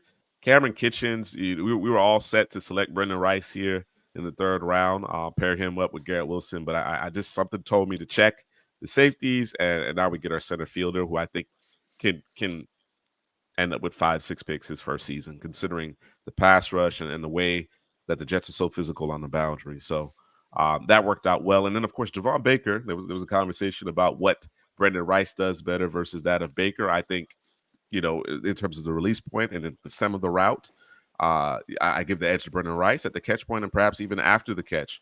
Javon Baker gets the edge from that perspective. So similar receivers as far as, I think, overall grade. My biggest question mark, and this is something that you have to consider when you're playing with a veteran quarterback like Aaron Rodgers, is the ability to play multiple positions. I think Javon Baker has to kind of, at this point, he's only going to be able to play one position, right? He has a lot of work to do as far as the thought process, as far as understanding multiple roles, whether it be the X, the Z, whatever the case may be. He's going to have some work there to do, but talented player in his own right. What above all, what's going on, man? What above all is a Philly fan, if I'm not mistaken. He likes to trade. Now, it's a little steep. I think if it's an earlier 2nd-round pick, I would be more open to the idea. If that 2nd-round pick was in the top 35 to 36, it's a little steep. But again, not going to argue with Howie Roseman, right? He knows what he's doing. So, really like what we did through the first 4 selections, and then Headley pounded the table for Christian Boyd, man. And Headley, that's where I want you to start. Let's talk a little bit more about Christian Boyd, what he can add to this Jets down line. I think he gives you the versatility to help you in the run and the pass game. He gets a good jump from the snap. Also has a really good power profile. But, what I came away really impressed with was his hands. Stack and shed, disengage from offensive linemen, the rip move, push and pull, swim move. He has all of that, man. So it's good to see a big guy at 6'2", 320, has all those moves in his bag. And he's also holds up in the run game, man. Strong anchor. He can maintain 2 guys, let the linebackers, Quincy Williams and CJ Mosley, run free. And the biggest question was the level of competition playing at Northern Iowa. Didn't see much, high caliber athletes he was going up against. But when he went to the Shrine game, he saw those guys and he dominated there as well. So, I like him a lot, man. He's going up my draft board. I said earlier today, man, we got to put him in the top 150, man. So I think that's where he belongs, maybe even higher than that. So, yeah, I think he'd be a great addition next to Quinnen Williams on the Jets defensive line. All right. After Christian Boyd, we went Nehemiah Pritchett. I think just the length, the physicality plays in that man-to-man cover 3 scheme that the Jets deploy. Cedric Gray, I think, was just too good of a value for us to pass up here in the 5th round. Of course, we had 171 as well. So Jalen Simpson and Pritchett, they team up once again. Again, replenished at safety position. We didn't really have a safety on the roster under contract. Jalen Harrell, nice addition to that pass rush rotation here in the 6th round, as was ZTF late in the 7th. Jordan Whittington might be the secret sauce here. right? You talked about him being the big slot, the physicality. He's going to go in and catch the ball across the middle. This kind of be that additional safety valve for Aaron Rodgers in this offense. I think he's an experienced player. So even despite the fact that he's being selected here in the 7th round, I think he has a chance to get on the field on this particular team. Maybe your 4th receiver when you think about Lazard, Baker, and Wilson as well. So I like the selection of Whittington here. Delmar Glaze gives you some position flexibility, can play tackle or guard for you. The traits are there, right? So again, at this point in the draft, you want to emphasize the guys who have the things, the physical attributes that you simply can't teach. I mentioned ZTF. Again, we want to add more teeth to the pass rush. And then Jarius Monroe is another good fit schematic-wise. Finds the football, made a lot of plays on the football during his career at Tulane, like what I saw from him at the Shrine game. So I like it. I like it. You know, we added a lot more draft capital. We came into this draft not with a ton. We traded for a 2nd round pick, then traded it away. We kind of mortgaged most of our draft next year as it relates to day 2. We don't have any day 2 picks next year, but we've managed to retain our 1st round pick. So I like what we've done here. Drew, talk to me a little bit about what you thought as far as this draft. What would you have done differently anywhere along the line? I don't think I would have done anything differently. I don't think, trying to recall, but I really love that we got Fautano, and I really love that we got Jackson Powers Johnson. Essentially, we talked about in terms of the offensive line and from left to right. As far as I'm concerned, it's fixed, right? So now we can go out there, we can protect Aaron Rodgers. We needed a safety. This might be the team that needed a safety more than any team in the league, and we got our top safety in Cameron. Is it Kinchins? I always got to scrunch up when I say it. Kinchins to play that center field, come down in the box if you need him to, but I think we wanted to play that center field to make plays in the back end. And then you talked about Javon Baker in terms of, you know, and you made a really good point in terms of what Aaron Rodgers wants from his receivers. Everybody got to be able to play all the positions, period. If you can't, he's not going to throw the football to you. That's just kind of how that works out. Right. And so Javon Baker may have a long way to go because I think we wanted to go. Was this the one we wanted to go? Brendan Rice. Yeah. We wanted to go Brendan Rice. We opted for Kitchens in the 3rd. Yes. Yeah. So we had a decision to make. We went there. We were hoping he would be there, but probably wouldn't be. He wasn't. I think he was taking the next pick, or I know he went to Atlanta. 2 picks, 74. 2 picks later. Mm-hmm. Yeah. So he went to Atlanta. So we had to settle for Javon Baker. And so we did. And that's a little gingerly, man, because again, for this particular team in terms of the fit, we like him in terms of what he can do for this team, but he may have a longer process in terms of being the complete receiver that Aaron Rodgers would want him to be, right? So, and then slow down real quick because I want to talk about these two guys in the same position in terms of Jordan. How do you say it? Whittington? Let me make sure I'm butchering. Whittington. Yeah, I mean, like you talked about in terms of him being a physical receiver. It just gives you a different element. We talk about the receiver position in terms of you don't always want the same type of receiver, right? So you want different flavors, different versions, different types, for the different plays that you're going to run, put them in different positions against, all types of corners, nickels, safeties, linebackers to kind of break that up so you can find that mismatch. And I think he would be a big, huge part of that. Overall, I like this draft. We went in there with, not as many picks, and we came out with a ton of picks. And I think we're solid everywhere. We got some depth, especially on the defensive line. I really, really like what we did here with all the picks that we got, man. I think we did the Jets justice, man. I really do. D-Kit, you make a good point here too. Whittington can fly. He was heavily recruited too. If I'm not mistaken, he was a 5-star. So injuries have kind of derailed things a bit, and as you mentioned, heavily they brought in Adonai Mitchell, so he didn't get the same shine that I think we had anticipated at some point there at Texas. But he's a good football player. He really is, and as you mentioned, D-Kid, I want to reemphasize he can run. This may sound crazy, and I think any number of different outcomes could happen here. But just considering what we talked about with respect to Javon Baker. The curve, the learning curve that Javon Baker is going to have, right? Particularly with a quarterback like Aaron Rodgers in his I don't know, almost damn near his 20th season, right? And expecting players to be where they're supposed to be. There's a chance that Whittington gets on the field before Baker, not because Whittington is more talented, but because Whittington is actually where he's supposed to be. You understand what I'm saying? So I think ideally, Baker plays and grasps that playbook and understands his side adjustments and certainly gets on the same page with Rodgers as quickly as possible because they need that talent opposite Garrett Wilson. But that's the challenge with Baker, and I think that's what's going to push him into day 3.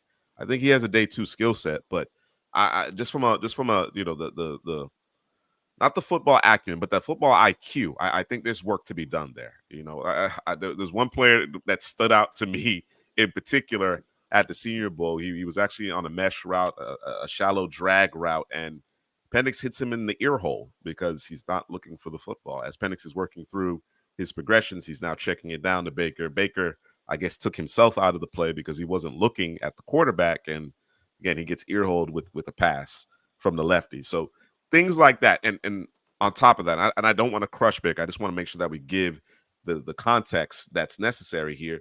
He struggled, short week, mind you, but he struggled to line up. When they went 11 on 11, Baker struggled to line up. He struggled to understand where he was supposed to be on the field. So again, as it relates to Aaron Rodgers and again his temperament and what he expects at this point in his career, that would be my only concern there. But as far as the talent is concerned, great value here in the 4th round. All right. That's it for the New York Jets 7-round mock draft. Helly, you got a favorite pick? Man, I like a lot of these picks, man. Not a favorite pick, but I want to say something about what we did in the 3rd round. Because we had Brendan Rice on the board there for us. But I love what we did in drafting Cam Kitchens. Drew said it earlier that, the safety is one of the biggest needs for the New York Jets, probably in the whole league. They need a safety more than anybody. So to get a ball hawk like Kitchens to pair up with that front that gets after the quarterback, I think that's a wonderful match there for Kitchens. And even those Auburn DBs, because, we talk about the Jets, you think, oh, yeah, their secondary is great because you got Sauce Gardner, DJ Reed. But DJ Reed was last year of his contract. They had no safeties on the roster. So replenishing it with Pritchett and Jalen Simpson, 2 Auburn guys. I like how Jalen Simpson flies around, gets everywhere on the football field. Pass coverage needs to improve there. And then Pritchett, I went back and forth with him and DJ James. I'm like, who's the better corner? I'm watching both of them. DJ James was missing a lot of tackles early in the season. I was like, Pritchett, he's long. He could play the boundary. He played his cover 3 defense really well for the New York Jets. And but DJ James really showed up to me in that Alabama game. He played really well in the Alabama game. So I moved James a little higher than Pritchett. Even though James did, I don't know if it was his fault, that last play, that little Hail Mary touchdown. He wasn't in good position. I thought it was more the safety, but, he was the guy that got beat. But, so Pritchett, I just like his skill set for this defense. I think he fits it really well in Jalen Simpson. So, the Jets improved their defensive backs in this class. All right. That's going to do it. I want to thank everybody for joining us this evening. Drew, you made mention of it. I'm looking for your comment. I'm looking for it. Where is it? It was a while ago. There's been a lot of comments since then. So I'm just filling up airtime right now by just talking to the whole audience right now. We haven't done the Bucks yet. We haven't done the Bucks yet. No, we haven't done the Bucks yet. I can't find it. DK, you know why we haven't done the Bucks? Because the Bucks actually win, bro. They win. There it is. I found it. Good job. Good job filling that airspace. We want to thank everybody. Your patronage is very much appreciated. It makes it easy to show up on these lives when we have such an engaged group here. So again, we want to thank everybody for your support on our way to 5K subs, and of course we have now passed 5K subs, so it's on to the next 5K here, man. So keep rocking with us, as I mentioned, 2 times a week, all the way up until the draft. We got a special wrinkle that's coming in March. I promise you that it's actually coming this time around. So I'll talk about that a little bit more on our next broadcast. So for Headley, Drew, this is Juice. We will see you guys on Friday.